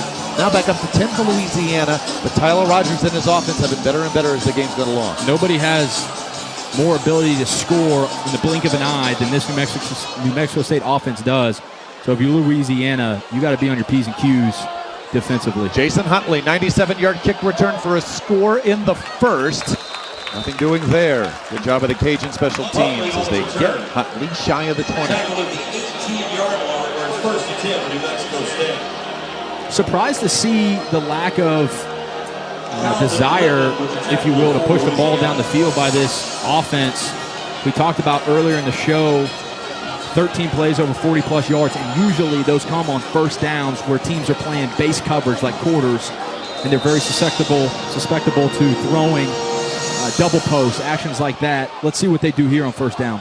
Besides taking a knee in the first half, Aggie 17 points their last 3 drives. Catch made, and finally making his first grab. Hard to believe, early third quarter, or rather midway through the third, Jalil Scott finally has a catch. Leading receiver for New Mexico State coming in. That's his 53rd grab of the year. Senior from Rock Hill, South Carolina.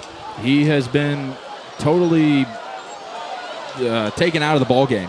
And it's been a great job schematically by Mike Lewis, the defensive coordinator. Look out, pressure on Rogers.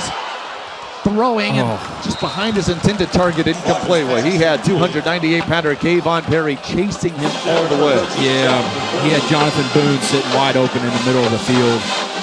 But going back to your point of Jalil Scott, at 6'6", really surprised we haven't seen any just go balls thrown up to him.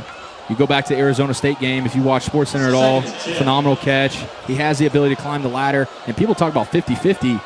Bump that. This is a guy that's 50-50 balls. It's more like 80-20. That guy goes up and gets everything. Second down and 10. To the sideline, and Connor Kramer, his second catch. It'll set up third down. They mark him out at the 34. 3rd and 7 coming. Barnado there on the stop. This offense does a really good job of keeping all the receivers involved. It's not just one guy heavy. It's not just Jalil Scott. They got Jalil Scott. They got O.J. Clark. They've got a a large amount of weapons and the guys that do a lot of different things. They bring a lot of different things to the table that they can do well. Scott not on the field, 5 wides, low snap. Rogers on 3rd and 6. As he throws it, the catch made. It's Muse holding on. They take advantage of the linebacker matchup again with TJ Posey in coverage. It's enough for the first. They got Taboris Lee just coming for his ACL. Impressive throw standing in there while everything is breaking loose in the pocket and delivering a strike. Crucial 3rd down conversion and a great catch. Here's Tyler Rogers taking the hit. And that's what you want for your. That's scary to look at, but that's what you want from your quarterback. That's how you earn the respect of your teammates. Crucial 3rd down. They're dialing up the blitz and the pressure. You stand in there, stare down the gun barrel, and let a good, accurate throw rip for a 1st down. Crucial 3rd down there. Doug Martin says that Tyler Rogers has become more of a student of the game now, especially this is last season. He is a 6-year senior, wanting to know why a play is called, just to gain a greater understanding of the game. You're exactly right. He's a guy that mentally has gone to the next level. He knows why the defense is doing something, not more so what's happening. Jason Huntley, burst of speed. 1st down, stays on his feet. Huntley out of bounds past the Cajun 35. This is more of the offense that we thought we were going to see now getting into the second half. Explosive play after explosive play. And it's good to see them do it in the run game too, because Doug Martin told us this week, for us, total rushing yards is, throw it out the window, it means nothing to us. It's more about how many yards do we average per attempt. That's our balance. That's how we stay balanced on offense. They're up to 5 yards an attempt after that 23-yard run by Huntley. Before that, running game's been struggling for the most part. Huntley stays on his feet again, still going. Oh, what a run. Down at the 25, he got 9. That's a great individual effort. The guy's carrying his team on the back. You know, they'll move him out wide. We saw last drive, he takes advantage of a mismatch versus a middle linebacker in space. You can do a lot of different things with the skill sets of Larry Rose, and he's a guy they're leaning on heavily right now. Flag down. New Mexico State broke the huddle with 12 men. Substitution infraction, offense, 5-yard penalty, 2nd down. How do you break the huddle with 12 men when you don't even huddle? That's a good question. Well, they had both tailbacks out there, Rose and Huntley. And that'll move the ball back 5 yards. Still manageable here. 2nd and 6 for New Mexico State. 4:30 remaining in the 3rd. Now Huntley and Rose are both in the backfield. And Nick Gentee is coming at quarterback. The backup, the junior from Miramar, Florida. Now he started in the pass, and he throws the opposite way and finds Larry Rose III with the grab just past the 15.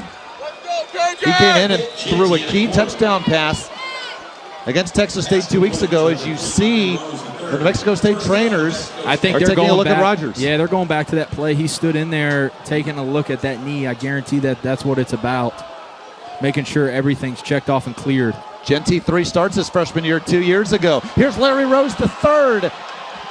Tripped up just shy of the 10. Walker saved the touchdown. Timeout. Clock stop. Player is down for the Cajuns. Ball at the 7. It'll be 2nd down at a long 2. And for as well as Nick Gentee has played, even though sparingly in his 3 years in a New Mexico State uniform, it was so important for the Aggies to get number 17 back on the field. 3rd in the nation in passing yards a game, coming in behind Mason Rudolph and Baker Mayfield. That's TJ Posey down, the starting middle linebacker and the Cajuns' leading tackler coming in. Well, you're looking at a guy who sat behind one of the best SEC quarterbacks of all time in Aaron Murray. And it's tough as a backup quarterback because you're expected to prepare and do everything that the starting quarterbacks, and you don't necessarily reap your harvest. So Nick Gentee, I've been on that sideline before where your name's called and bam, you got to go in there. Right. And they're expecting you to execute the same amount of plays. And pretty impressive for him to come in there and be able to do that on the first play. But, you know, I go back to a time, my true freshman year, I didn't redshirt. Aaron Murray goes down. We're playing at Auburn. And I go into the game, and I get in there, and we're down quite a bit. I mean, 2 or 3 touchdowns at this point. And Coach Bobo just calls a run play. And I get in the first time being in the huddle. And I get in there with all seniors, guys that are still in the NFL. And the guys start, using some choice words at me. Check the play, freshman. We're not running the ball. And I sit there and I look to the sideline like, give me some help. And I was going to do it. I really was. And then finally Sean Chappis, our senior fullback, stands up and he goes, no, guys, let's just run it and get out of here. And I was like, whew. My first play in here, they're going to ask me to check a play, but it just speaks to the physicality and the desire to beat your opponent. But that's a story for me of my first play. Welcome to college football. Probably would have never got back in if I had done it. Not good news, TJ Posey holding his arm as he comes off. And you saw a moment ago Tyler Rogers with some warm-up throws, and he looks uncomfortable on the sideline. How was it coming into Jordan Hare for your first ever contest as a Georgia Bulldog? Very loud. I imagine. Those guys had participated in some drinking games beforehand, to say the least. Nick Gentee, the quarterback. Hand off, and Larry Rose, the third, virtually untouched. Number 3, Larry Rose, the A 4-point game in Lafayette. You can't say enough about this kid's second half. I mean, they are riding him. And it's no mystery of who's going to get the ball right now for New Mexico State. And shoot, it doesn't matter. It's a little zone read option right there. The D-end crashes hard. There's nobody there on the Louisiana defense to even touch him. His third touchdown today. His second on the ground, and a tremendous 29-yard catch in the end zone on New Mexico State's last drive. And here come the Aggies still, 24 points. Their last 4 drives. Larry Rose and company. Down 3. Can a bowl bid be in New Mexico State's sight? If they can pull this comeback off, they'll win, or they'll need to win just one of their last 2 games, both at home. They're home next week to Idaho and then finish the season at home against South Alabama. Down 21-10 at one point. Now a 34-31 game, 3:25 to go third quarter. David Salzman, Hudson Mason with you from Cajun Field in Lafayette. And the way these Aggies have come back, they have not been helped by short fields whatsoever. Raymond Calais is going to take this out from the end zone, and not a good decision. Doesn't even get to the 10. Forward progress to the 8, and that's where the Cajuns will set up shop. The storylines for both these teams has completely flipped here in the second half. First half, Louisiana starts hot and fast. In the second half, it's been all New Mexico State. New Mexico State's last scoring drive, 9 plays, 82 yards. Earlier this quarter, 5 plays, 75 yards. And near the end of the second, 7 plays, 75 yards. If you're Frank Spaziani here, I think you've got to continue to bring perimeter blitz, perimeter pressure, which puts a lot of stress on Louisiana's tackles and running backs. And then in third down, get into your complex third down blitz schemes. And the pistol. Boy, good hole for Regas. Cutting it back. And down at the 19, enough for the first. And it's just the left side of that Louisiana offensive line that is just gashing them. Robert Hunt at left guard, and their backup left tackle, Ken Marks. Again, before their running back, Trey Regas, is even touched, he's at 5 yards. Down through that left side of the offensive line with Ken Marks at left tackle in for the senior Grant Horst, out with an injury. Davis going deep, too long. Bradley. He beat double coverage, but the pass over his head. They had a great call on there to Jamarcus Bradley. He runs a sluggo, which stands for slant and go.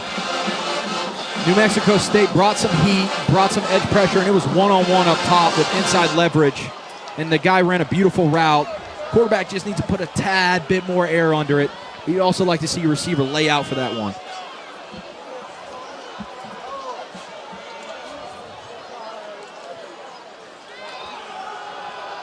On the run. I don't remember many times, Hudson, where Regas or anyone with the ball for the Cajuns has been limited to just a yard or 2. No, not at all. And we've talked so much about the dynamic duo of New Mexico State's 2 running backs, but Trey Regas and Darius Hoggins have had a phenomenal game, and it's definitely been mostly Trey Regas, but I think you're seeing the freshness of his legs and the freshness of just his overall body having last week off. Cajuns 4 of 9 on thirds. If the Aggies can make the stop, they'll have a chance to take the lead after being dominated early. Another blitz. Up the middle. Incomplete. hard hit. There were two men in the area, the backup tight end Matt Barnes and Jared Jackson as well. Well, Jordan Davis is just late. New Mexico State brings internal pressure across the blitz again, a fire zone, which means they're dropping the backside in. And that's where the mismatch was to his tight end, Barnes, and he's just late seeing it and processing it, and he lets it rip into coverage. It's a bad read by the quarterback. He's got to see that quicker. Correction, that was Malone, not Jackson, the intended target. And now Larry Rose, the third back to receive this punt. It is the first punt for Sam Geraci, transferred from Cincinnati, averaging 41 yards a punt, and he shanks this one.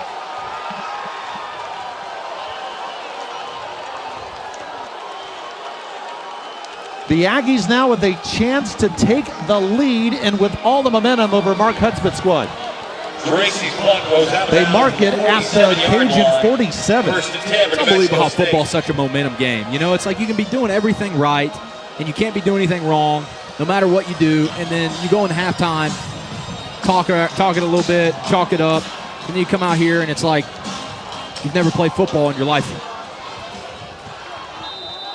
I mean, folks, through the first quarter, total yards, 147 for the Cajuns, -6 for New Mexico State. Nick Genty in for Tyler Rogers.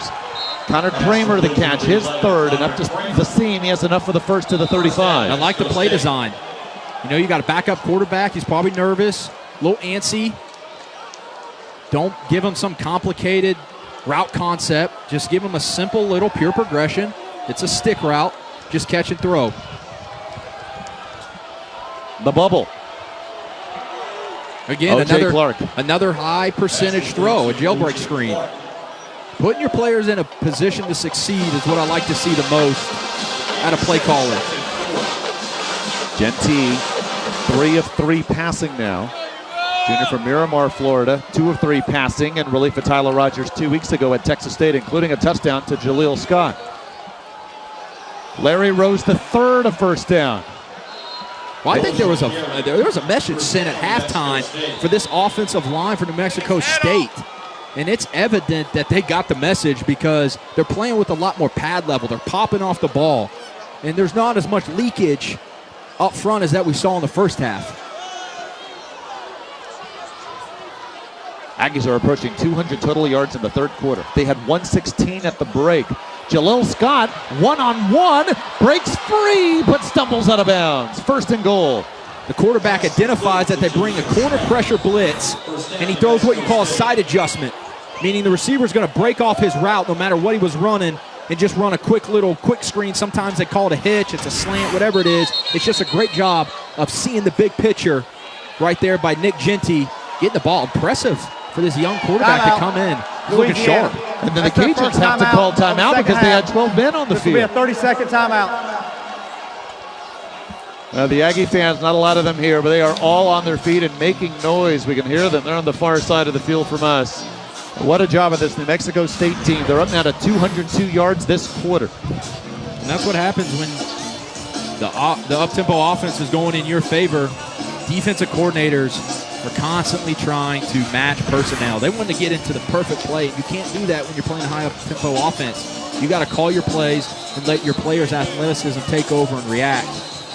You see it time after time after time, and it's the beauty of running the up-tempo, no-huddle offense.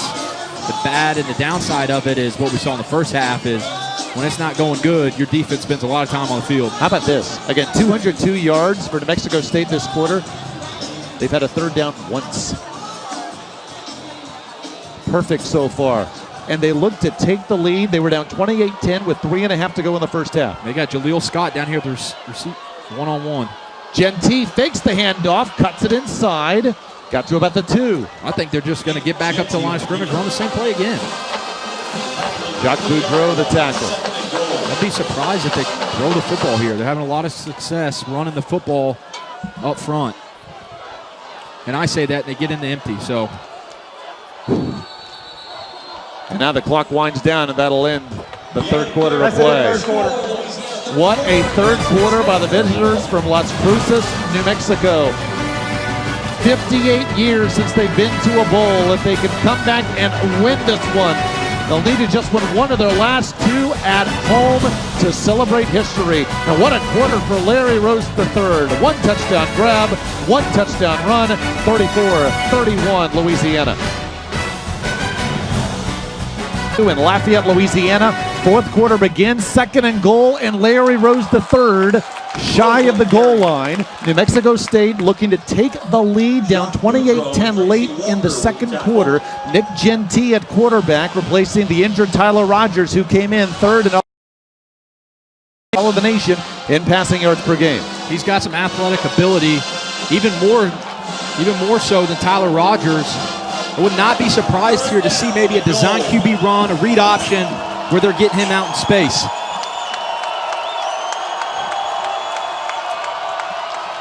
Lobbing it to the end zone, looking for Scott, too long. From the 2, fourth and goal, field goal unit out onto the field to try to tie this up. Well, they were not going to allow Jaleel Scott to catch the ball there. Double teamed and double teamed tightly. Interesting play call there on the 2-yard line when you've been having a lot of success running the ball. I got to believe that you got one run play that you feel good about, giving the ball to a hot Jaleel Scott, or excuse me, Larry Rose. Just a 19-yard field goal try to tie this game.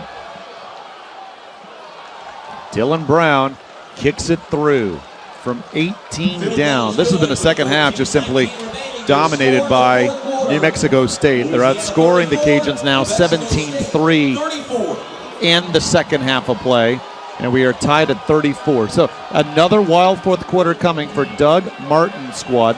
They've had fourth quarter leads against two of the Sun Belt leaders, Appalachian State and Arkansas State, but lost both games. They trailed in the fourth at Georgia Southern, a team until today was winless, but they rallied to win that game. And even going all the way back to the second game of the year at their rivals in New Mexico, led 30-5 in the fourth, but had to stop a 2-point conversion try by the Lobos with a minute left just to hold on. Doug Martin's team, no stranger to these types of games late. If New Mexico State, Doug Martin, get to a bowl game this year, I really personally believe between them and maybe UAB, two of the best stories in all of college football this year. Bill Clark doing a phenomenal job at UAB. But, man, New Mexico State, and I said it earlier, one of the hardest places to coach and win at. He told us this week they only have 8 coaches on staff. Most, except probably the only staff in the country in college football that has 8. Most have 9. Doug Martin says we have to be creative in recruiting, because really he said he estimates, as that kick goes out of bounds, Cajuns are going to have it at the 35. But Doug Martin estimates there's only 4 FBS players that come out of New Mexico every year. Kick out of bounds, 24, kicking team.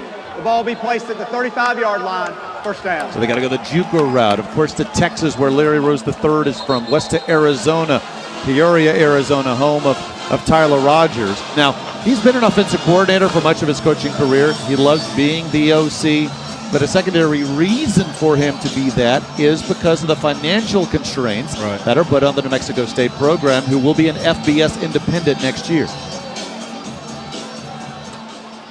Every other sport plays in the WAC, but football and independent in 2018.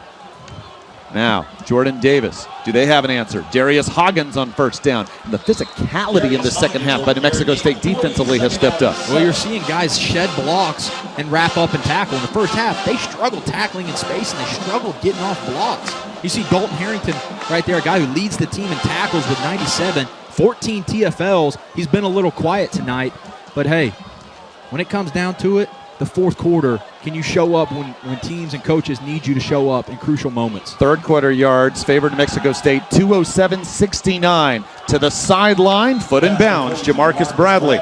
That's too much cushion for my liking right there by number 4, DeMarcus Owens. You got to get up in these guys' face, and if they're going to force you to beat them, you're going to beat them deep. You can't give away these easy out routes like that. Third and just 3. Cajuns need the 45. They're 1 of 4 on thirds this half, 4 of 10 for the game. Trey Regas, who's been strong on the ground, 100 yards rushing, is in the backfield with Davis, but now in motion. The flag, though, in the backfield, or rather in the secondary area for New Mexico State. Just didn't wrap up. And it looks like it's going to be on Louisiana. So this was after the catch. Holding, 61, offense. 10-yard penalty from the end of the run. Replay, third down. The sophomore center, Cole Prudhomme, the penalty. And that's usually what it is when you get these O-linemen out in space on screens and stuff like that. It's usually an illegal block below the waist or a holding. They're not used to being out in space like that, but boy, what a big break for this defense. As the Cajun team just penalized 41 yards a game, but a key call on Prudhomme. Now from the spot of the foul, 3rd and 8. Cajuns have their own 37. Know where Jamarcus Bradley is. It's at the top of your screen. Looks like they're going to play him one-on-one coverage. Another blitz. Davis in loads of trouble, sacked. Malik Demby, in a flag. A late flag thrown after the sack by Demby. Our referee, Ted Pitts, throwing the flag onto the field. Was this for excessive celebration? The sack looked clean. Personal foul, unnecessary roughness. Number 7 on the defense. 15-yard penalty, automatic, first down. Wow, so it's Demby with the sack, but Javon Ferguson's called for the penalty, and we'll take another look.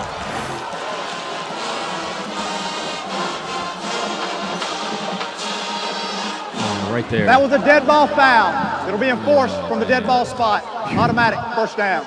I don't know about that. You like that call? I don't in a world Previous where play helmet-to-helmet is under further contact review. is such a sensitive topic, I think I would like to see that. I would like to just see you let the players play.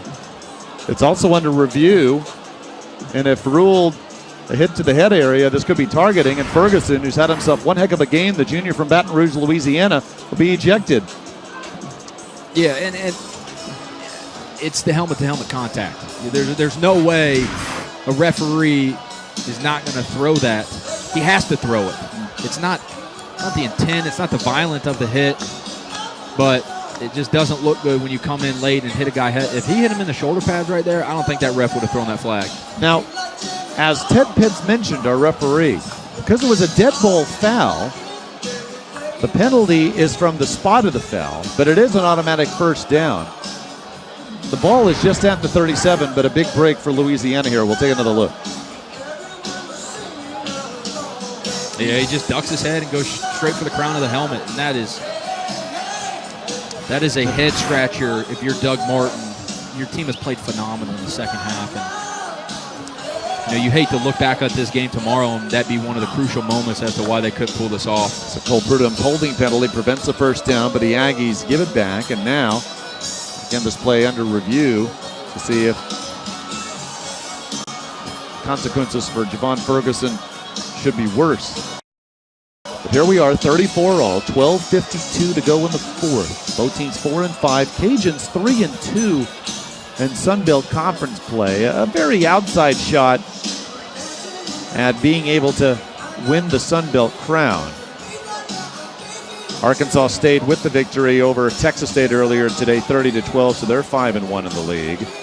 Troy is off today. They also have one loss in conference play, and same for Appalachian State. Troy and Appalachian State and Arkansas State once again fighting for that conference crown. Troy will be at Arkansas State in 2 weeks. Perhaps that will be a game for first. Mark Hudspeth started off so hot here when he took over back in 2014. 3 straight years, 9-4, but they haven't won a bowl game. Excuse me, they haven't had a winning season in 3 years. Went to the bowl game last year, but finished up 6-7. And so, in the coaching industry, like Gene Chizik said this week, it's a bottom line business. The bottom line is, man, they need a winning season. Why they brought in new offensive coordinator Will Hall, who has revamped this offense, and we've seen just how good of an offensive attack the Cajuns can have. After further review, number 11 of the defense targeted the quarterback, number 3. Therefore, he is disqualified. 15-yard penalty, automatic, first down. Now, is that number correct? Demby had the sack, but Ferguson, the penalty was called on him for what we saw was that helmet-to-helmet hit. But Demby's going to be the one that is ejected. And this young man, now let's see, Ted Pitts is coming back. He must have gotten the number wrong. I mean, Demby has had a breakout year, 4 sacks in 7 games coming in. Yeah, I think New Mexico State also realizes that was a mistake by our referee, Ted Pitts. If I'm Malik Demby, shoot, I'm going to do a little argue to myself. Hey, man, I love you, brother, but I'll stay in this football game. So Ted Pitts is making sure. He's put the headset back on again. David Elmond is our replay official. And Doug Martin, man, he wants to get this game going. I mean, his team has had the momentum since halftime, and now this long stoppage of play. Doug Martin, who was the offensive coordinator under Frank Spaziani. You just saw him on your screen, who was the head coach at Boston College and now the defensive coordinator in Las Cruces. Here's Demby, number 11. Oh, wow. So he lowered his head, and there was the helmet-to-helmet contact. Of course, we were looking at Ferguson on previous replays due to the penalty being called on him. Okay, Ted Pitts is ready. Let's sort this After out. further review, both number 11 and number 7 are disqualified for targeting. Oh, my goodness. wow. Well, and they both had helmet-to-helmet hits. This is a literal interpretation of the targeting rule, and those are two huge losses for Doug Martin's team, and that is an understatement. Ferguson today, 7 tackles. Demby with the sack, 5 sacks on the year. And both Ferguson and Demby now go back to the New Mexico State locker room. How can you, my thing is, how do you go through that many times, come out on the field, give the verdict of the flag, then go back to it? Should have seen it the first time. A team looking for an historic season, first bowl in 58 years, and now short 2 of their key contributors on defense today. Fresh set of downs from the 37. And the players on the field for the Aggies step up, including Stody Bradley. He and Malik Demby flip-flop at defensive end, and the senior there on the stop. I've never seen 2 players on the same team ejected on the same play before, and 4 targeting on what would have been otherwise a big loss for Jordan Davis. Instead, new life for this Cajun offense, second and a long 8. Davis scrambles. Straight ahead, first down, and into Aggie territory. Ron LaForte. Good dual threat quarterbacks, but he comes in here and just runs a design QB draw for 12 yards. Officials timeout on the field. A player down for New Mexico State. On the right side of that Ragin Cajuns logo. It was a back and forth contest late second quarter as New Mexico State got back in it, down 28-10, and all Aggies in the third. This fourth quarter drags on, and let's hope Terrell Hanks is going to be all right as he walks gingerly off the field. Yeah. He is the leading tackler for the Aggies today, 13 tackles. With Lomax already out the entire game, he's your leader in picks, tied in the Sun Belt. So you got your best DB out. Terrell Hanks goes out. He plays your nickel Sam.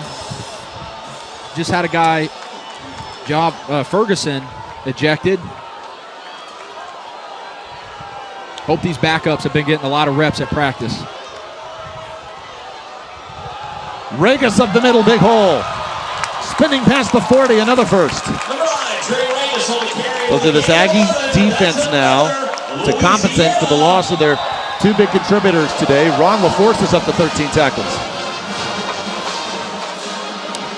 It's not always the best thing in the whole world when your starting strong safety is your leading tackler. Veen and Lopez, the middle of the line for New Mexico State. They've been gashed for much of this day. Another hole. Oh, and then stepping up and with the big hit, Lopez was able to make the play, although the hit not made until the 34 for a gain of 3.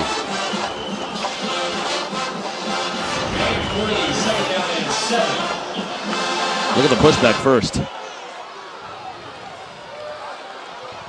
It was Wongwa forcing Regas inside, and then Lopez, 310-pound sophomore, finished the play off. 2nd and 7.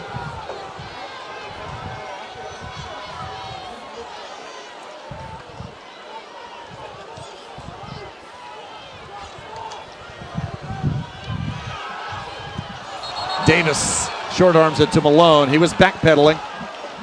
Pressure the whole way. Where they get a bad snap from their center. And it's, you never want a bad snap, but especially don't want a bad snap when you're trying to get the ball out as a quarterback quickly to the perimeter for a screen. And that's what Jordan Davis was saying. Looked to his center, Prudhomme, and said, man, you got to get the snap up. Then he skips one out there to his receiver. A 3rd and 5, 3rd and 6 call here. I do not think if you're New Mexico State that you want to sit back and play zone coverage. Will take a timeout. This will be a media timeout. A little bit of everything in the fourth. 2 Aggie players ejected from the defense looking to make the third. Going to call timeout. Timeout. New Mexico State. That's their first timeout of the second half. Will take a timeout. This will be a media timeout. A little bit of everything in the fourth. 2 Aggie players ejected from the defense looking to make the third down stop.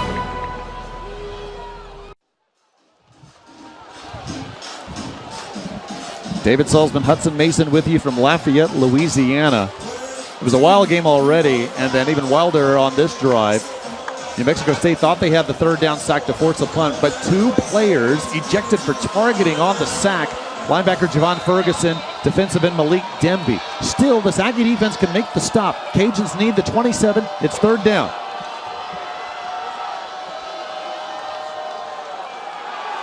They bring 6. Malone the grab, and Raheem Malone, a burst of speed, touchdown. The same exact play they scored on earlier with the drag route and the quick lookie. This time it's man coverage, and they bring a blitz and zero it out.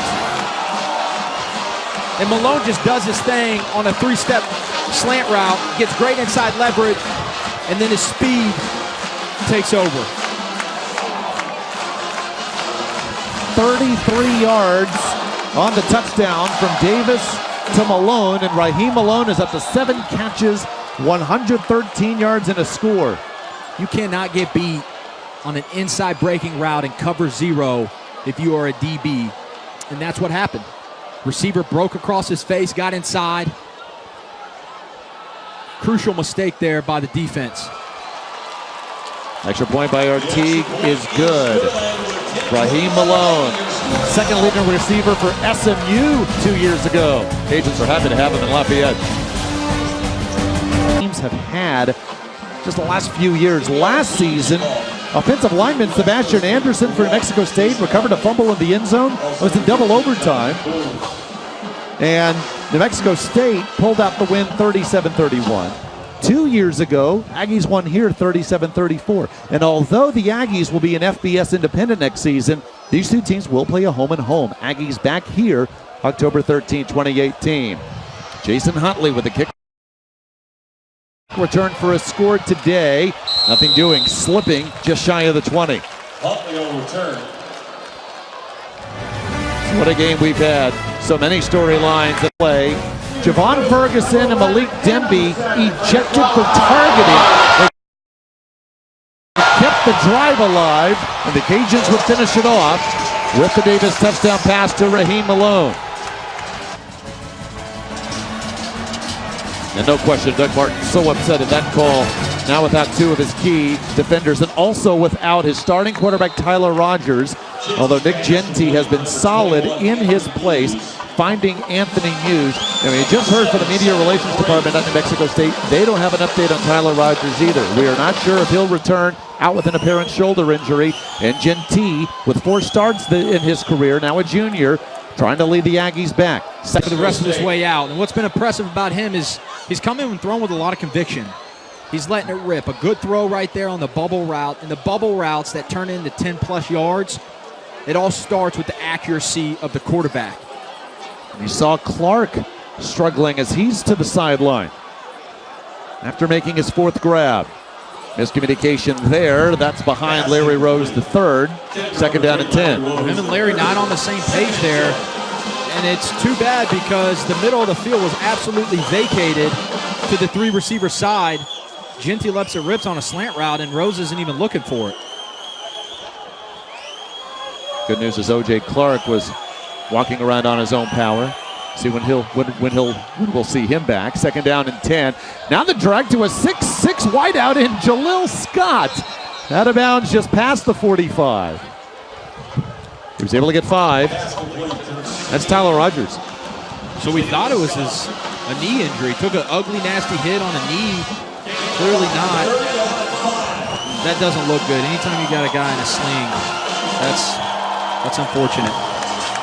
And so it is Nick Gentee show the rest of the way. Aggies need the Cajun 49 to convert third down. They're bringing some weak pressure over here. Hopefully the young quarterback knows they're bringing too many. Boudreaux on the blitz. Gentee sacked. Kayvon Perry finished him off. He didn't realize they were bringing 6 and he only had 5 in protection, and that's really what you get when you get a quarterback in there with inexperience. Mike Lucas, the defensive coordinator, brings the heat. Gentee has got to know where his hot route is in his offense and get rid of the ball. Perry, team leader in tackles for loss coming in. Senior from Buffalo, New York. After the Cajun offense got going on their last drive, they'll get it back. First time in a while we have seen Peyton Theisler. First time the second half. And a bullet punt to the far side takes a nice Aggie roll and will pin the Cajuns deep in their own territory at the 10.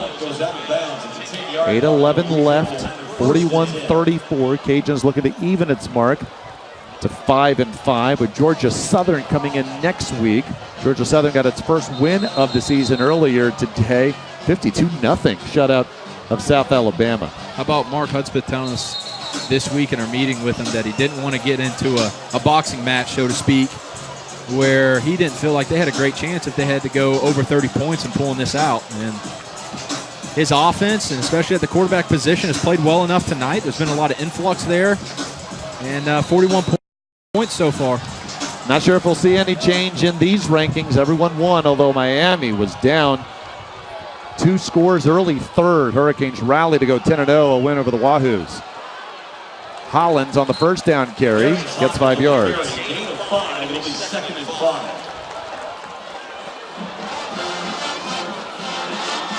So you still stay aggressive here if you're Louisiana. Your whole playbook's still open. But backed up here on the 14-yard line, definitely have to be aware of what coverage and what schematically New Mexico State is doing. Cajuns up to 494 total yards. Hawkins again. This will put him at 500 and more, but a flag. It's going to come back for holding on the left side of that offense. There is a flag on the play. On that offensive line. Maybe the left guard, Staten Wade. Holding. Offense, number 70. Half the distance to the goal. Second down. It's on the sophomore from Texarkana, Arkansas. It is Wade in now at left tackle. We saw Ken Marks get the start, replacing the injured Grant Horst.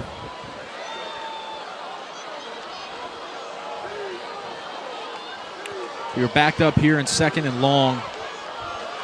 You can't do too many things, but what you can do, and something that they've been very good at, is some type of screen. First down marker at the 20. Handing it off, and Hawkins just did enough to make it only a loss of 1. No gain on the play. So do you play it safe here, or do you open up the whole playbook and let your quarterback go through a progression and let it rip? Cajuns taking their time here. You see the play clock is still at 23. Aggies can force the third down stop, and Louisiana will be punting from its end zone. Very light breeze now at the back of Jordan Davis.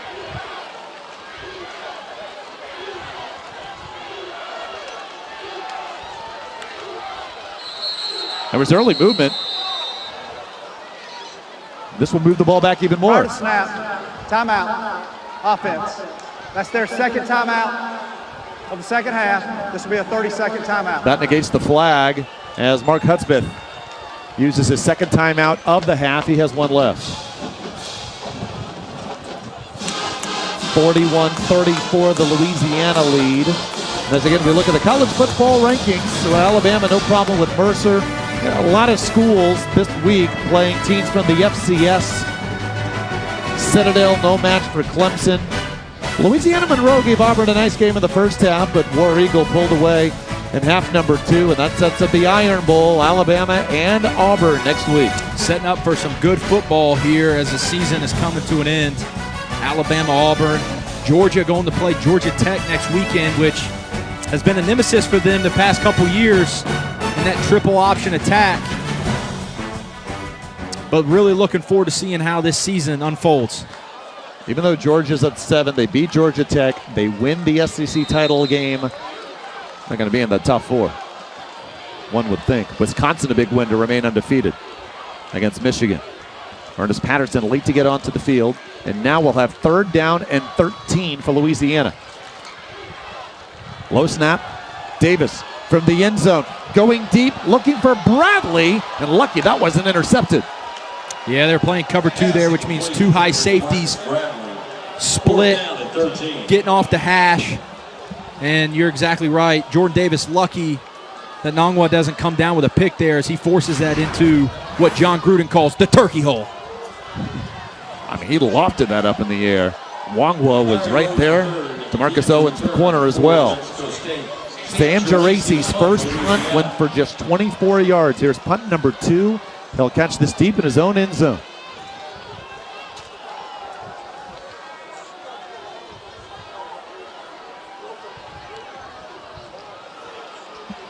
This is a better punt, but it'll take a bounce to the middle of the field. And the Aggies still with solid starting field position from the Cajun 49, a punt of 42.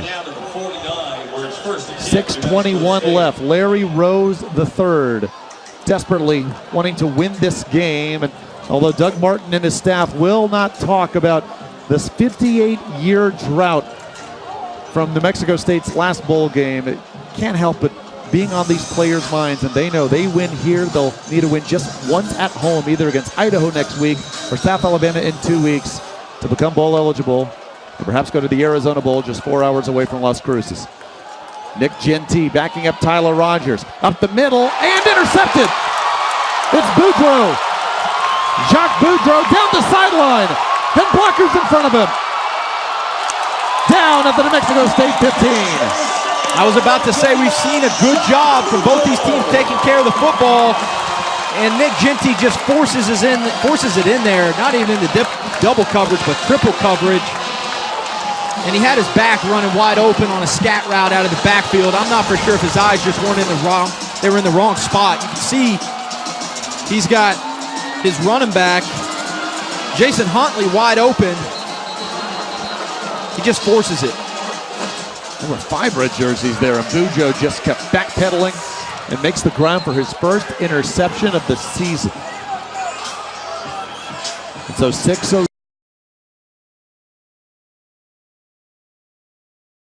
left, and what was such a spirited Aggie comeback to tie it at 34. Ball will be placed on the 15-yard line.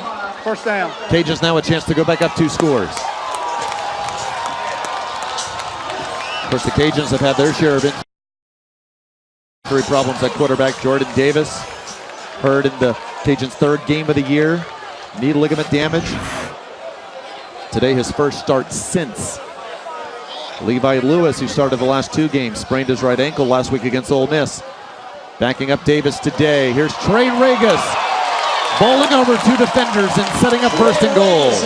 What an individual effort we've seen tonight from Trey Regas, and he's just been super impressive. Doesn't matter if he runs it up the middle, outside on a zone or power scheme. He's just been too big and too physical for the interior part of this defense to stop. Deion Ray, the Wildcat quarterback, now in.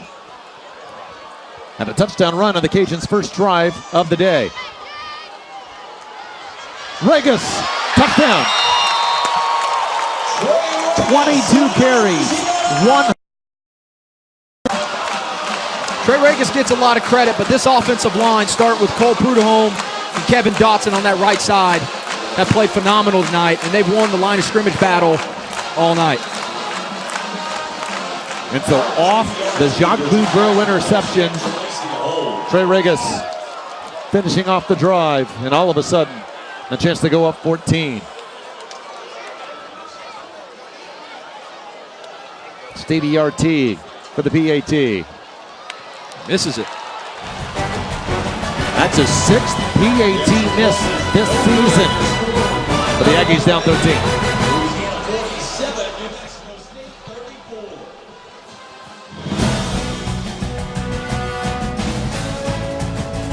Country Rice. Cajun band en masse here. Band and fans awfully concerned after New Mexico State rallied to tie it at 34 after being down 28-10 late second. Jacques Boudreau's interception. Trey Regis' 4-yard touchdown run.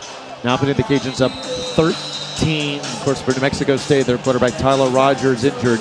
Still score the tying touchdown with backup quarterback Nick Gentee on the field. The Cajuns have controlled since just 2 plays, 15 yards for that Cajun scoring drive to go up 2 scores. Jason Huntley, a quick return for his score today, won't get a chance here. Look at the rushing yards, 282 for the Ragin Cajuns. Total yards favor Louisiana, 508 to 347. Well, this defense for Louisiana started off the year abysmal, giving up 54 points per game the first 4 games of the year. The next 4, only 21 points per game, and the whole New Mexico State to 34 points, below their average in passing. They average 350 yards per game, only 268 tonight, and a lot of that is because of their starting quarterback out. But we saw this Louisiana team come out hot in the first half and really kind of establish their mantra and mentality early and often.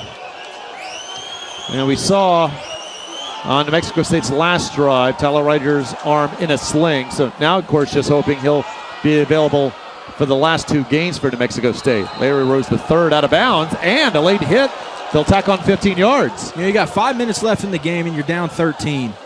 And it is easy for a young quarterback to feel like he can make it all happen in one Dead play. ball, personal foul, late hit, 58 defense, 15-yard penalty, first down. On Justin Middleton as the rain now starts to fall. What I love about Gentee there is he just takes a check down. And most young quarterbacks you're going to see force it like he did. This is not a light rain either that is now falling here at Cajun Field. Approaching 5 minutes in the 4th. Gentee up the middle in traffic. Another interception. Middleton, after being called for unnecessary roughness, gets his first interception as a Raging Cajun. Well, Gentee's going to learn as he progresses through his career that if it's not there, don't turn a bad play into a catastrophe. And it wasn't there, just like the dig route wasn't there on the previous drive. And he's got an ability to make plays with his legs. So he's going to learn as he progresses. As a kid who doesn't have a lot of game experience, find a check down, just like what we were talking about. It is pouring here now at Cajun Field. Those players don't care. Justin Middleton, who signed with Louisiana just 2 weeks before the season opened. Junior transfer from Mansfield, Texas, makes the play that might have put this game away. Dion Ray at quarterback. And Cajuns, you think, will keep it to the ground. This is close to a monsoon right now. The clouds have opened up all of a sudden here at Cajun Field. Well, what you want to make sure is you protect the football.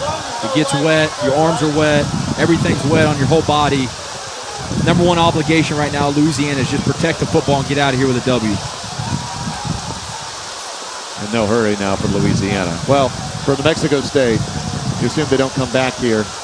They fall to 4-6. Again, they'll need to win their last 2 to be bowl eligible. Their final season as a Sun Belt football member. It'll just be cruel if Tyler Rogers is unable to go. You mentioned Nick Gentee has the capability, but New Mexico State wants that 6-year senior taking snaps. Came into today 3rd in all of the FBS in passing yards per game. Well, the dynamics of this team completely changed. That's their 3rd and final. They don't have their best player on offense. This will be a 30-second timeout. New Mexico State wanting some extra time for its offense when it gets the ball back. And now Aggie stopping the clock with 4:13 to go.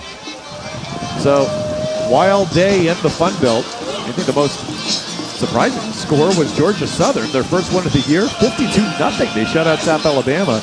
Jaguars, correct, with 1 game left, has 1 timeout left.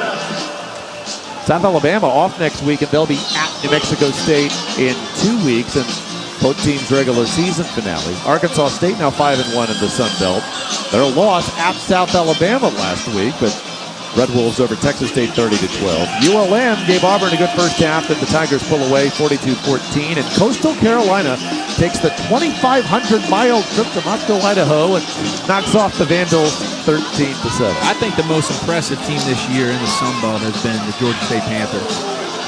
A team that has really struggled in the past. They get to a bowl game a couple years ago, but how about the job that they've done there? Back to bowl eligibility. Penny Hart leading the conference and receiving. They're doing some special things there in Atlanta. He is dynamic. I was able to see them in Monroe. That defense is the staple of that team, and the offense has really been catching up over these last few weeks. They just have one conference loss, and so a chance for the Panthers to be able to win a Sun Belt crown also. Timeout, New Mexico State. That's their third and final timeout of the second half. A sliver of hope here. New Mexico State This will be a 30-second timeout. forcing the Louisiana punt. Doug Martin, 5th season at New Mexico State. And look, 4-6 at New Mexico State is different than at most other schools. This is a program that has just struggled. The last winning season was 2002. 15 years ago when they went 7-5, but they were not invited to a bowl. Of course, much fewer bowls then than in 2017. 78 teams will be participating in bowls this year. But 4 wins for the Aggies, that's just the second time in the last 10 years for this program. And the last time New Mexico State won 5 games in a season was 2004. So 2 chances to get that 5th win, but of course they are looking for 6. And even with Nick Gentee at quarterback, if you play quarterback, of course, with Georgia, you talked about how you came in after Aaron Murray got hurt at Auburn. Well, if Tyler Rogers cannot go, Nick Gentee, of course, knows he's going to be taking first-team snaps in practice, and he'll be much more prepared for Idaho next week. It happened my senior year. Murray tore his ACL on senior night, and the team was mine from then on. I started the last 2 games and then started my whole senior year, and it changes the dynamics. Everything's about you now. Of course, our hopes to Tyler Rogers, even though shoulder in the sling. Not a good sign, but we have not heard anything official about the injury, and he'll be tested when he gets back to Las Cruces. I've been impressed with Jordan Davis, though, for this Louisiana offense, a guy who hasn't played since the Louisiana-Monroe game, and I think this whole team has struggled to find an identity, and that usually happens when you don't have an identity at quarterback. Everything feeds off of the quarterback play, and this is a team that, moving forward, you got to feel good about what Jordan Davis not only did with some of his legs tonight, but more so throwing the football. Jordan Davis, 18-31, 203 yards passing, 71 yards on the ground, including a 43-yard score. Aggies keep it to the ground, and nothing doing there for Larry Rose III. Interesting play call down 13, and 3 minutes left to run the football. Trev Miller there on the stop. Senior from Noxapater, Mississippi. Just a gain of 1. Good to see O.J. Clark back on the field. He was hobbled earlier this quarter. They swing it out, and this is Rose. Makes the first man miss. Brought down from behind by Mustafa Mitchell, junior from Newark, New Jersey. Time to see a sense of urgency from this New Mexico State offense. Is not over yet. 3 minutes left. Let's get up to the line of scrimmage. This can be a tough situation for a young quarterback because as a backup in a 2-minute situation, especially at practice, when you rep this on Thursday, you're never the guy getting the reps. Safety's 15 yards deep, 3rd and short, and trouble after the grab. No room to run. Huntley thrown down. Forward progress just to the 38, a loss of 6. Simeon Thomas, the 5th-year senior on the stop. Well, and it can make it tough, too, for a play caller when your backup quarterback is in running your 2-minute offense because he knows that Gentee probably hasn't operated this as much throughout the week in practice. And 2-minute offense is tough because you operate it a lot differently than the rest of your offense. You put so much more responsibility on the quarterback, and if he's not used to that, that can be tough. Gentee does start next week. It'll be the 5th of his career. He keeps the drive alive here. Jalil Scott quietly 4 grabs in the game, now 56 on the season. Yeah, I think he's going to be a guy also that is, you may see the production level of him go down without Tyler Rogers. Puts the emphasis more on players like O.J. Clark in the slot, who came in with 36 grabs. And dumping it off to Larry Rose III. They give him a lot of room, just not wanting to give up the big play. Cajuns bring him down past the Louisiana 35. Look, as a quarterback, all you're trying to do is put your team in a position to win the game. And it's a great job of finding the check down. We talked about that earlier. Take the check down. There's still enough time. You see it in the NFL all the time. 2 minutes. Yeah. Check down, baby. Aggies trying to score the touchdown. Then it would lead to the onside kick attempt. O.J. Clark is down. Now the Aggies do not have any timeouts left. Clock runs now down to 150. At the 28, 2nd down and 4. And the Mexico State team averaging 31 points a game coming in. What a rally by them just to get it to 34 all after being down 28-10 late second. Genty in trouble, able to find Muse. He's down just shy of the marker, however. 3rd and 1, clock continues to run. Hurts not being able to get that first down right there and stop the clock. But you got 3rd and short. Maybe run the football right here, pick up the first down, the clock stops, and get into a situation that you're more comfortable with. Down to 1:15 left. Muse with the grab, and the new rule, he got out of bounds. Clock would have stopped anyway because of the first. Muse down at the 21. There's still plenty enough time. I know you're down 13 with 1:11 left, but if you can score here quickly and give yourself enough time if they recover the onside kick, we've seen crazier things happen with one opportunity in the end zone at the end of a game. Rain has really let up. Genty trying to lead his team down the field. Now a fresh set of downs. Through the hands, intercepted.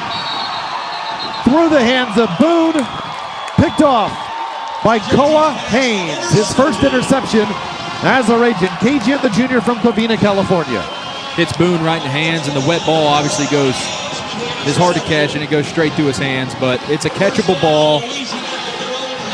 Should have been caught, but it's a phenomenal play by the safety there. Not a lot of turnovers in this game up until the point of the 4th quarter. Right, Nick Genty, his numbers 15 to 20, 129 yards, but 3 interceptions. There's his 3rd. Well, they're going to be learning points for this kid, especially moving on. And it looks like this is going to be his team. I know they're not going to get out of here with the victory, but coaching points for young Nick Genty to learn moving forward. So Louisiana will improve to 5-5. They score the final 13 points of the game. They are frequent visitors to the New Orleans Bowl, and with one more win, perhaps next week in their home finale against one-win Georgia Southern, it'll make them bowl eligible. Now, New Orleans Bowl gets the first choice of all the Sun Belt bowl eligible teams, and you don't have to go by record. They can pick a 6-6 team over a team with a much better mark, and they love having these Cajun fans take the 2-hour drive to the Superdome from Lafayette. I'm sure a lot of people wouldn't mind seeing another Louisiana-Tulane matchup in the Carrier Dome. Tulane, a much better season under Willie Fritz, who was the coach at Georgia Southern. Well, Mark Hudspeth, New Mexico State, what a comeback to tie it at 34. Such an unfortunate injury to Tyler Rogers, which really changed the tone of the game, and Mark Hudspeth's offense stepping up late with 2 touchdowns in the 4th quarter. 47-34 the victory. Cajuns improved to 5-5 overall. They're now 4-2 in the Sun Belt. And now for the Aggies, still their goals in their sights. Their first bowl in 58 years, but they must win their final 2 games, both at home. Next week against Idaho on ESPN3, and in 2 weeks against South Alabama. Rain's not going to stop the fireworks. Louisiana over New Mexico State, 47-34. For my broadcast partner, Hudson Mason, our producer, Sam Schraden, and our entire crew, I'm David Salsting, saying so long from Cajun Field in Lafayette. You can check out a replay of this game